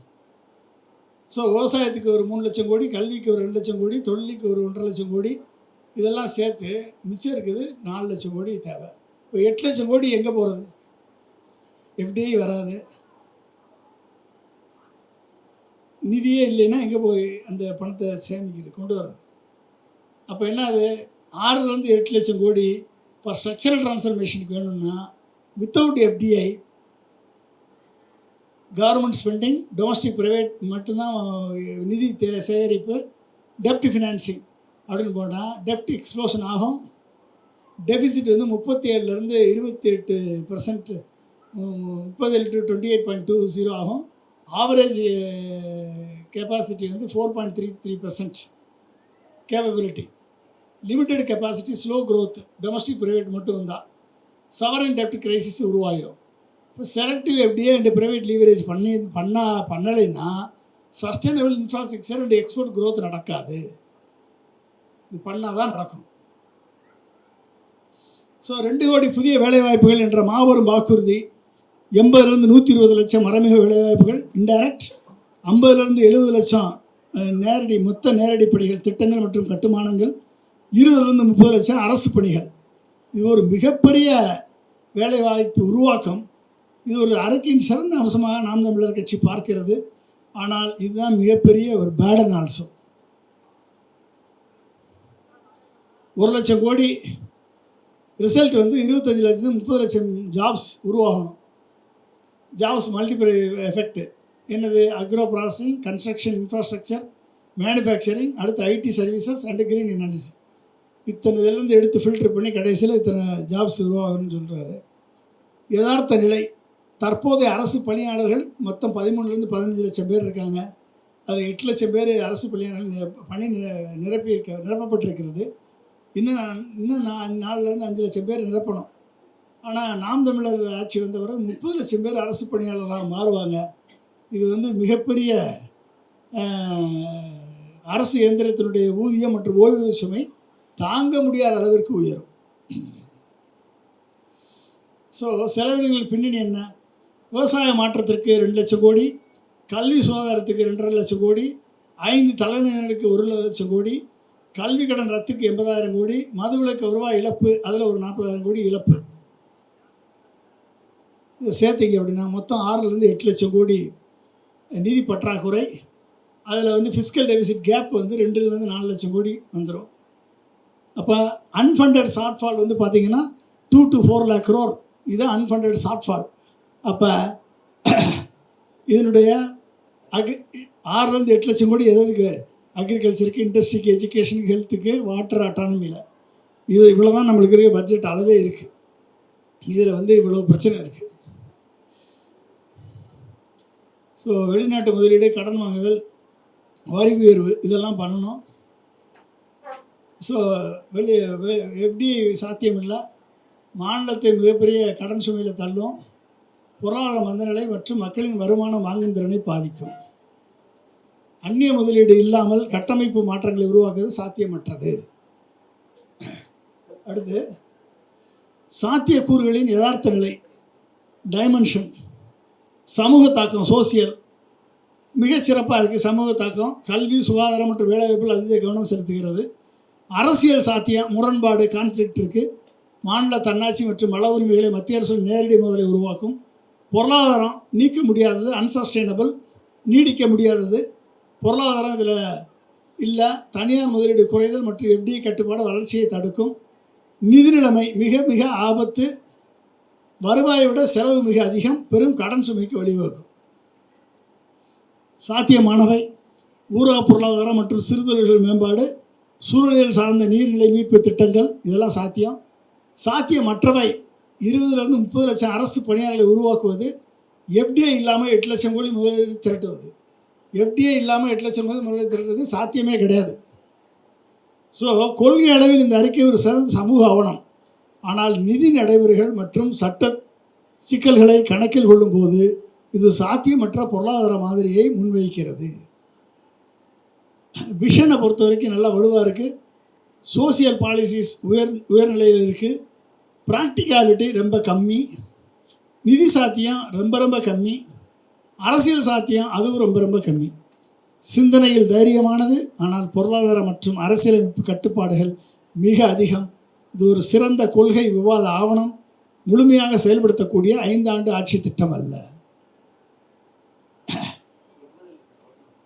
ஓகே, இதில் 8 லட்சம் கோடி இதுதான் ஃபைனலாக ஃபிஸ்கல் பட்ஜெட்டை மேட்ச் பண்ணி பார்த்தோம்னா எப்படி இருக்குது அப்படின்றத பார்த்துருவோம். இன்னொருக்கா பட்ஜெட் அளவு கிட்டத்தட்ட 4 லட்சம் கோடி, கட்டாய செலவினங்களை 3 லட்சம் கோடி, ஃபிஸ்கல் டெபிசிட் 1 லட்சம் கோடி, சம்பளம் ஓய்வூதியம் வட்டி மானியங்களே இவ்வளோ வந்துடுது 3 லட்சம் கோடி, மீதம் 1 லட்சம் கோடி நம்ம வெளியே கடன் வாங்கி தான் நம்ம இதை மேனேஜ் பண்ணுறோம்.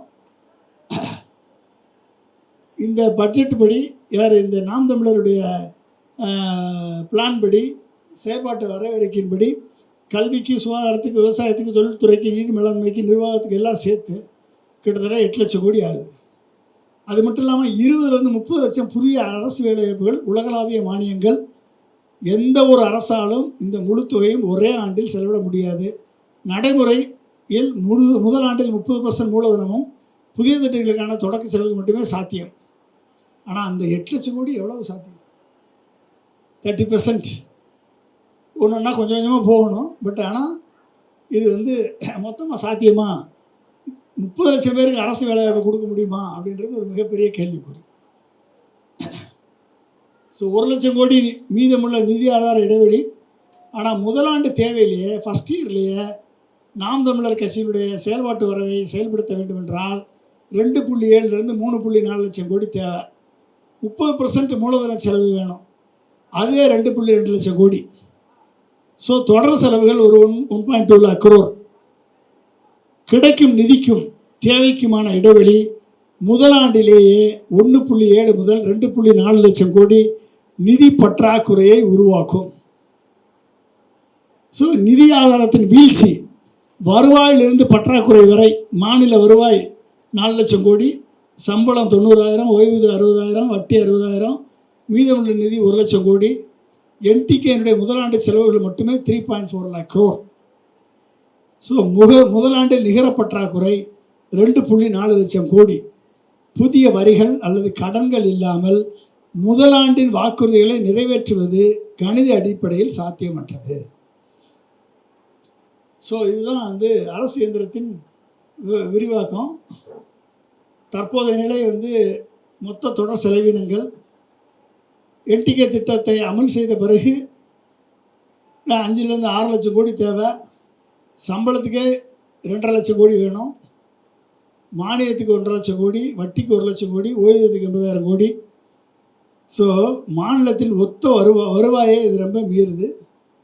இங்கே பார்த்தீங்கன்னா மற்ற 30 துறைகளின் நிலை என்ன? இப்படி போச்சுன்னா மற்ற 30 துறைகள் என்ன செய்யணும் அப்படின்னு பார்த்தா 5% தான் பணம் ஒதுக்க முடியும் மற்ற 30 துறைகளுக்கு.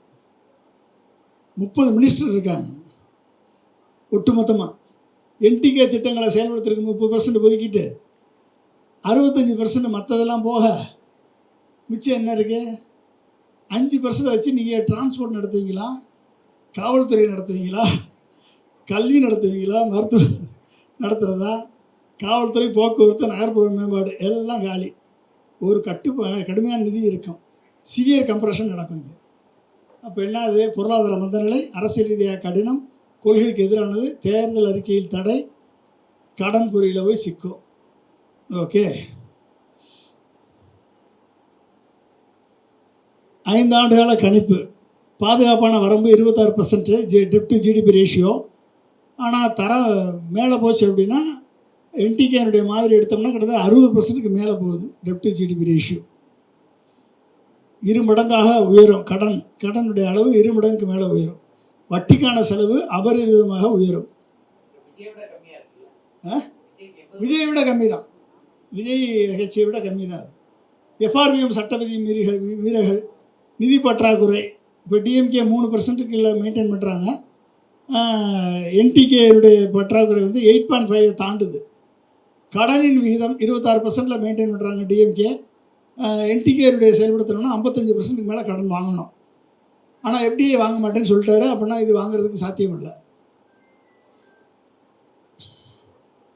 So vision and ideology highly ambitious, social impact potential strong, cultural focus, practical execution structurally complex, fiscal feasibility financially unsustainable, policy ambition is greater than financial capacity. நிதி மாதிரி ஒப்பீடு. டிஎம்கே மாதிரி படிப்படியான வளர்ச்சி நலத்திட்டங்கள், என்டிகே மாதிரி ஒட்டுமொத்த கட்டமைப்பு மாற்றம், வேலைவாய்ப்பு, கட்டுப்பாடான நியமனங்கள், 20 to 30 லட்சம் புதிய அரசு பதவிகள், மானியங்கள் இலக்கு நிர்ணயிக்கப்பட்டவை, அனைவருக்கும் பொதுவானது. மூலதன செலவு மிதமானது, மிக அதிகம் முன்கூட்டியே செயல்படுத்தப்படுவது. கட்டமைப்பு தாக்கம், சீரான அழுத்தம், நிதி அதிர்ச்சி. ஸோ அப்போ என்னாச்சு அப்படின்னா, முரண்பாட்டின் மையம், 3 முனைகளின் அழுத்தம், மிகப்பெரிய உள்கட்டமைப்பு முதலீடு, பிரம்மாண்ட வேலைவாய்ப்பு விரிவாக்கம், உலகளாவிய மானியங்கள் பட்ஜெட்டை காலி பண்ணிடும். டிஎம்கே மாதிரியானது நிதியை தக்க வைக்க தனியார் முதலீட்டையும் படிப்படியான விரிவாகத்தையும் நம்பியுள்ளது. ஆனால் என்டிகே மாதிரியானது ஒரே நேரத்தில் அரசு வேலைவாய்ப்புகள், மானியங்கள் மற்றும் மூலதன செலவுகளை அதிகரிக்க முனைகிறது. ஒரே வரவு செலவு திட்டத்தில் இந்த 3 அழுத்தங்களும் இணையும் போது மாநிலத்தில் நிதி எந்திரம் முற்றிலுமாக செயலிழக்கிறது. டிஎம்கே மாதிரி எஃப்ஆர்பிஎம் இணக்கம் ஆம், கடன் நிலைத்தன்மை நிர்வகிக்கக்கூடியது. எஃப்ஆர்பிஎம் இணக்கம் இல்லை, கடன் நிலைத்தன்மை மிகவும் ஆபத்தானது. டிஎம்கே மாதிரி கட்டுப்பாட்டுக்குள் உள்ள நீடித்த நிலைத்தன்மை. என்டிகேனுடைய மாதிரி மாற்றத்தை விரும்பினாலும் நிதி அளவில் சாத்தியமற்றது. 8 லட்சம் கோடி ரூபாய் வாக்குறுதியை நிறைவேற்ற 10-15 ஆண்டுகள் நீடிக்கும் ஒரு படிப்படியான திட்டமும் தனியார் மற்றும் அந்நிய நேரடி முதலீடுகளின் பங்களிப்பும் கட்டாயம் தேவை. தற்போதைய வடிவத்தில் இது சாத்தியமற்றது. ஓகே, என்டிகே மேனிஃபெஸ்டோடைய கோர் பாலிசிஸ், இதில் ஒரு முக்கியமான விஷயங்களை அவர் சொல்கிறாரு. இதை மட்டும் ஒரு 5 பாலிசி மட்டும் செப்பரேட்டாக பார்த்துருவோம். அது பாசிபிள் இல்லைன்னா, ஃபுல்லி ஆர்கானிக் அக்ரிகல்ச்சர், நீர் மேலாண்மை, டைரி ரெவல்யூஷன், ஹெலிகாப்டர், ஆடு மாடு மேய்க்கிறதுக்கு ஹெலிகாப்டர் தரேன்னு சொல்லியிருக்காரு. Education, health, water free, education loan, farmers loan, cooperative loan free.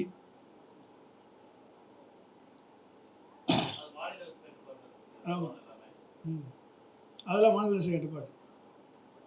இப்போ நீங்கள் பார்த்தீங்கன்னா கிரவுண்ட் வாட்டர் ரீசார்ஜ், நீர் மேலாண்மை திட்டம் ரொம்ப சிறப்பாக இருக்குதுன்னு நான் சொன்னேன் ஏற்கனவே. இந்த நீர் மேலாண்மை திட்டத்தில் நாம் தமிழர் கொடுத்துருக்கக்கூடிய பிளான் ரொம்ப அருமையான பிளானு. அந்த பிளானை செயல்படுத்தினா நிலத்தடி நீர்மட்டம் உயரும், எல்லாம் வரும். ஆனால் இன்னும் நதிநீர் இணைப்பை பற்றி அவங்களுக்கு ஒரு தெளிவான பார்வை இல்லை. இதில் அதாவது வீட்டளவில் நீர் சேமிப்பு, வில்லேஜ் லெவலில் வாட்டர் சேமிப்பு, அப்புறம் சிட்டி லெவலில் வாட்டர் சேமிப்பு, இதை பற்றியெல்லாம் ஒரு டீட்டெயிலான ஒரு ரோட் மேப்பிங் இருக்குது. கிட்டத்தட்ட 20,000 கோடி இம்பேக்ட் இருக்கக்கூடிய லாங் டேர்ம் பெனிஃபிட் கொடுக்கக்கூடிய ரோட் மேப் இந்த ப்ராஜெக்ட்டு. கிட்டத்தட்ட 5 இயர் மிஷன் ரோட் மேப்னு பார்த்துக்கிட்டிங்கன்னா ஸ்டேட் வைடு இம்ப்ளிமெண்டேஷனுக்கு ஒரு 14,000 கோடி ஆகும். ஆச்சு அப்படின்னா 20,000 crore GDP impact, long term benefit கிடைக்கும் இந்த வாட்டர் மேனேஜ்மெண்ட் பண்ணோம்னா. So individual commercial systems private செட்டப்னா ஒரு 1.5 லட்சம் ஆகும். லார்ஜ் காம்ப்ளெக்ஸஸில் வில்லேஜ் லெவலில் ஒரு 2 கோடி ஆகும். 10 லட்சத்துலேருந்து 2 கோடி. சிட்டி வைடு பப்ளிக் இன்ஃப்ராஸ்ட்ரக்சர் இதுக்கு 650 1300 கோடி ஃபார் ஜோன்ஸ், மேஜர் சிட்டிக்கு. இதெல்லாம் ஒரு வாட்டர் சேமிப்புக்கான ஒரு மிஷனை இம்ப்ளிமெண்ட் பண்ணால் ஒரு பெரிய லெவலில் வரும். மழைநீர் சேகரிப்பு பல்வேறு நிலைகள், ஏற்கனவே நான் சொன்னபடி சின்ன வீடு, அடுக்குமாடி கட்டிடங்கள், கிராமங்கள், இப்படி பல்வேறு இடங்களில் இதை பண்ணுறதுக்கு ஏற்கனவே நமக்கு ஸ்கீம் இருக்குது தமிழ்நாடு கவர்மெண்ட்டில். ஆனால் அந்த ஸ்கீம்லாம் ஃபுல்ஃப்ளெஜ்டாக இம்ப்ளிமெண்ட் ஆகுதா அப்படின்னா அது பெரிய கேள்விக்குறி. அதை சரி பண்ண வேண்டிய தேவை இருக்குது என்பதை நாம் தமிழர் கட்சியினுடைய அறிக்கை ரொம்ப தெளிவாக சொல்லிகிட்ருக்கு. அடுத்து டைரி ரெவல்யூஷன். இவர் சீமான் நம்ம டென்மார்க் மாடலை அடிக்கடி கோட் பண்ணுவார். டென்மார்க் மாடலில் டென்மார்க் மாடல் மாதிரி தமிழ்நாட்டிலையும் நான் மாட்டு பண்ணை உருவாக்குவேன், பால் புரட்சி உருவாக்குவேன், அந்த டைரி புரட்சி கண்டிப்பாக ஒரு மிகப்பெரிய புரட்சிக்கு வாய்ப்பு இருக்குது. இது 2 லட்சம் கோடி ரெவன்யூ பொட்டன்ஷியல் இந்த பொட்டன்ஷியல். ஆனால் டென்மார்க்கில் ஆடு மாடு மேய்ப்பவர்கள் அரசு பணியாளர்கள் அல்ல. ஆடு மாடு மேய்ப்பவர்கள் அரசு பணியாளர்கள் அல்ல. டென்மார்க்கில் ஆர்லான்ற ஒரு கார்ப்பரேட் கம்பெனி, டென்மார்க்கில் தே கிரியேட்டட் கார்ப்பரேட் கம்பெனி ஃபார்மர்ஸை, விவசாயிகளை, ஆடு மாடு வைத்திருப்பவர்களை பார்ட்னர் ஆக்கியிருக்காங்க. நீ மாட்டை மேய்ப்பது உன்னுடைய பொறுப்பு, கோஆபரேட்டிவ் சிஸ்டம். மாடை மேய்ப்பது உங்கள் பொறுப்பு, மாட்டை பாதுகாப்பது உங்கள் பொறுப்பு. கறக்கக்கூடிய பாலுக்கு விலையும் உங்களுக்கு கொடுத்துருவாங்க. ஆனால் வரக்கூடிய மொத்த ப்ராஃபிட்டில் ஷேரிங் கொடுத்துரும். சம்பளம் மாதிரி இல்லாமல் ஷேரை கொடுத்துரும். அவனுக்குன்னு ஒரு பர்சன்டேஜ் ஷேர் கொடுத்துரும். அங்கே தான் சக்ஸஸ்.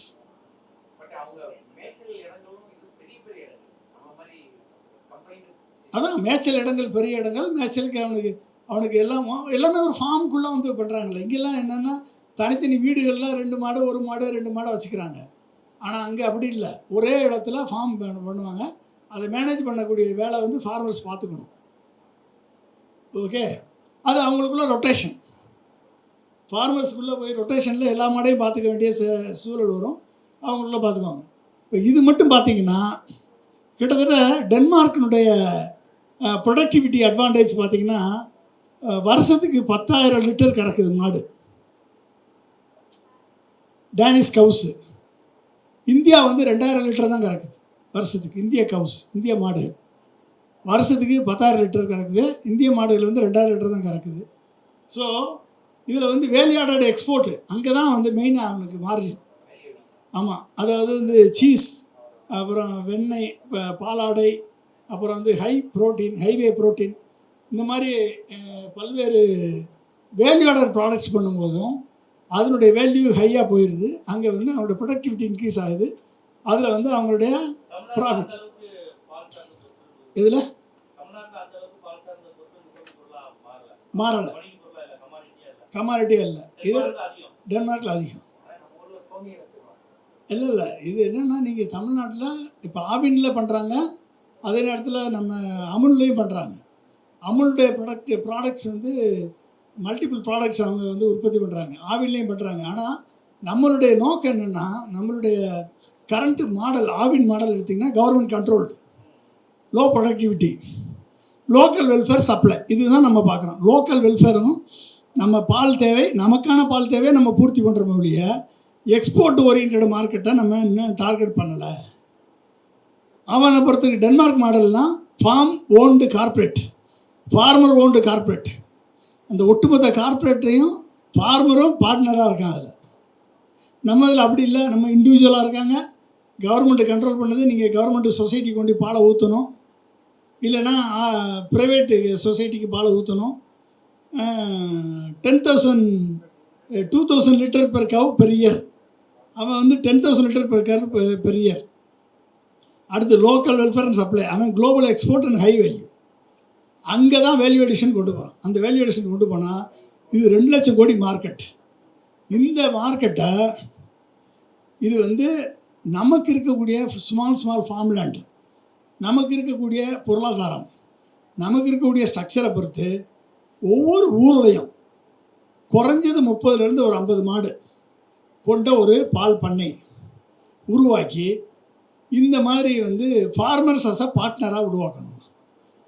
பால் வைத்திருக்கக்கூடிய ஆடு மாடுகளை வைத்திருப்பவர்களை பங்குதாரர்களாக மாற்றிட்டு வேல்யூ அடிஷனுக்கு செயினை கிரியேட் பண்ணணும். அரசோட அந்த கூட்டுறவு சங்கத்தை தான் வந்து பப்ளிக் லிமிடெட் கம்பெனியாக மாற்றணும். இல்லை, அவர் சொல்லலை,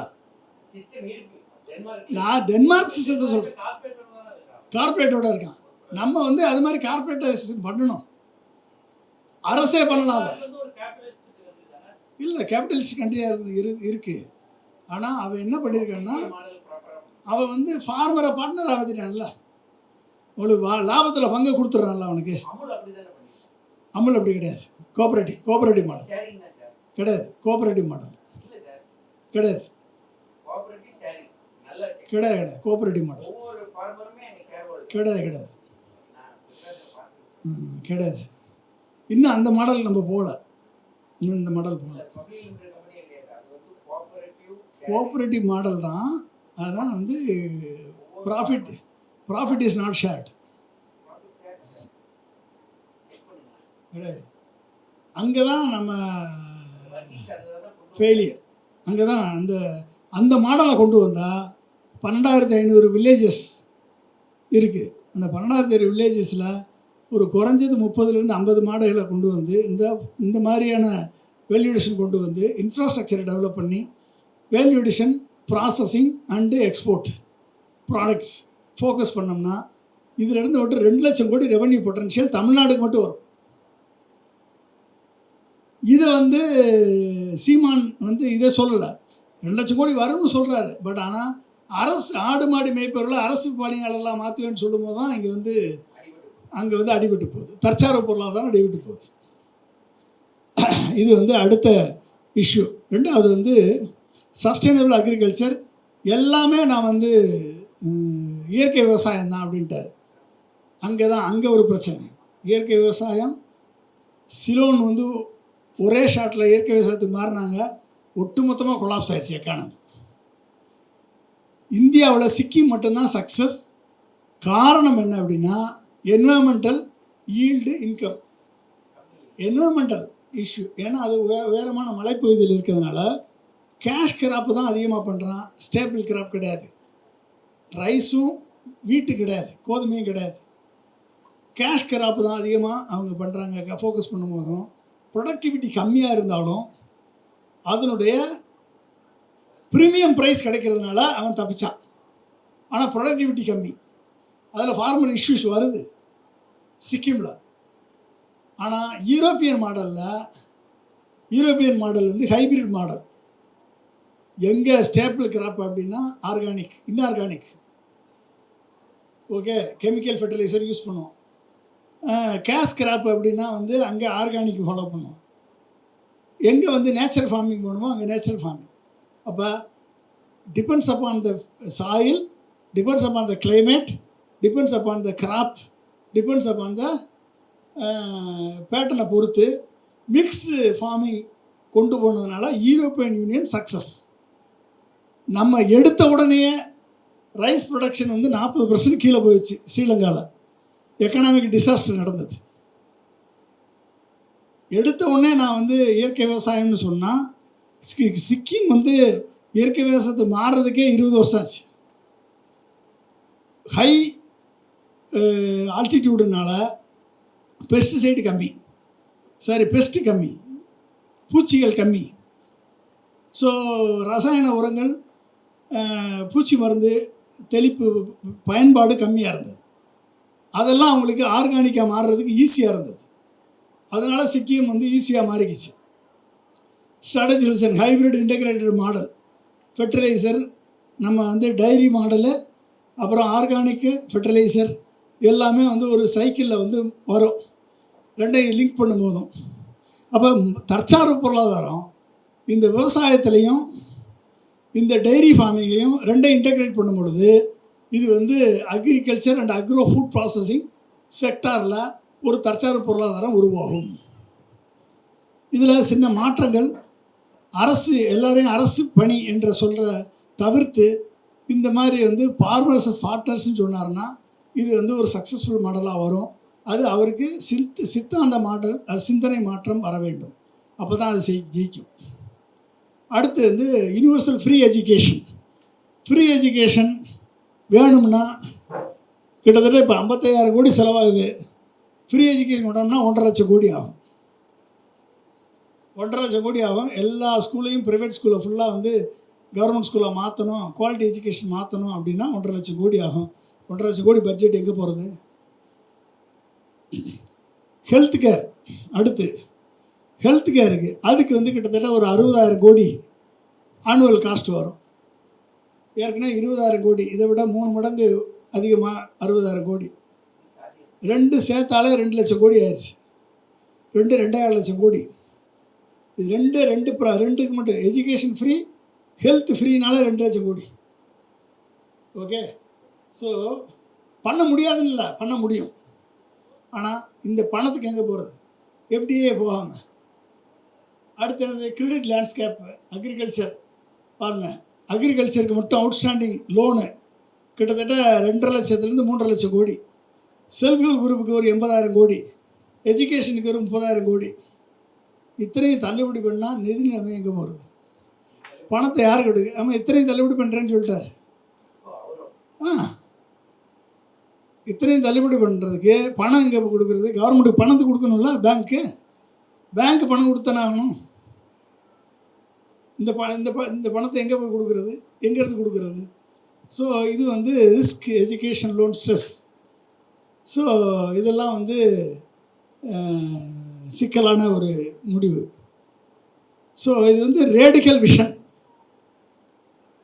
என்டிகேனுடைய மேனிஃபெஸ்டோ வந்து radical vision versus economic reality அப்படின்னு பார்த்தா, ஃபினான்சியல் டெபிசிட் ரிஸ்க் இருக்குது, ஸ்ரீலங்கா ஆர்கானிக் ரிஸ்க் இருக்குது, கான்ஸ்டிடியூஷனல் எஃப்டிஐ பேரியர் இருக்குது, 1.5 crore ஜாப் பொட்டன்ஷியல் இருந்தாலும் agriculture as a national industry, integrating farming into a government service sector அப்படின்றது வந்து விவசாயிகளை நான் அரசு ஊழியர் ஆக்குவேன் என்று சொல்வது முற்றிலும் சாத்தியமற்றது. அது பொருளாதாரத்துக்கு மாறுபாடானது.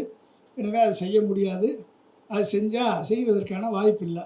எனவே சித்தாந்த ரீதியாக ஒரு தொலைநோக்கு பார்வை கொண்ட ஒரு திட்டம் அது. ஆனால் செயல்படுத்த முடியாத ஒரு எக்ஸிக்யூஷன் ரிஸ்க் இருக்கக்கூடிய ஒரு திட்டம். எனவே இதில் வந்து ஸ்ட்ரக்சரல் சேஞ்சஸ் பண்ணாமல் நாம் தமிழர் சீமான் அவர்கள் சொல்லக்கூடிய திட்டங்களை செயல்படுத்துவது என்பது மிகவும் கஷ்டம்.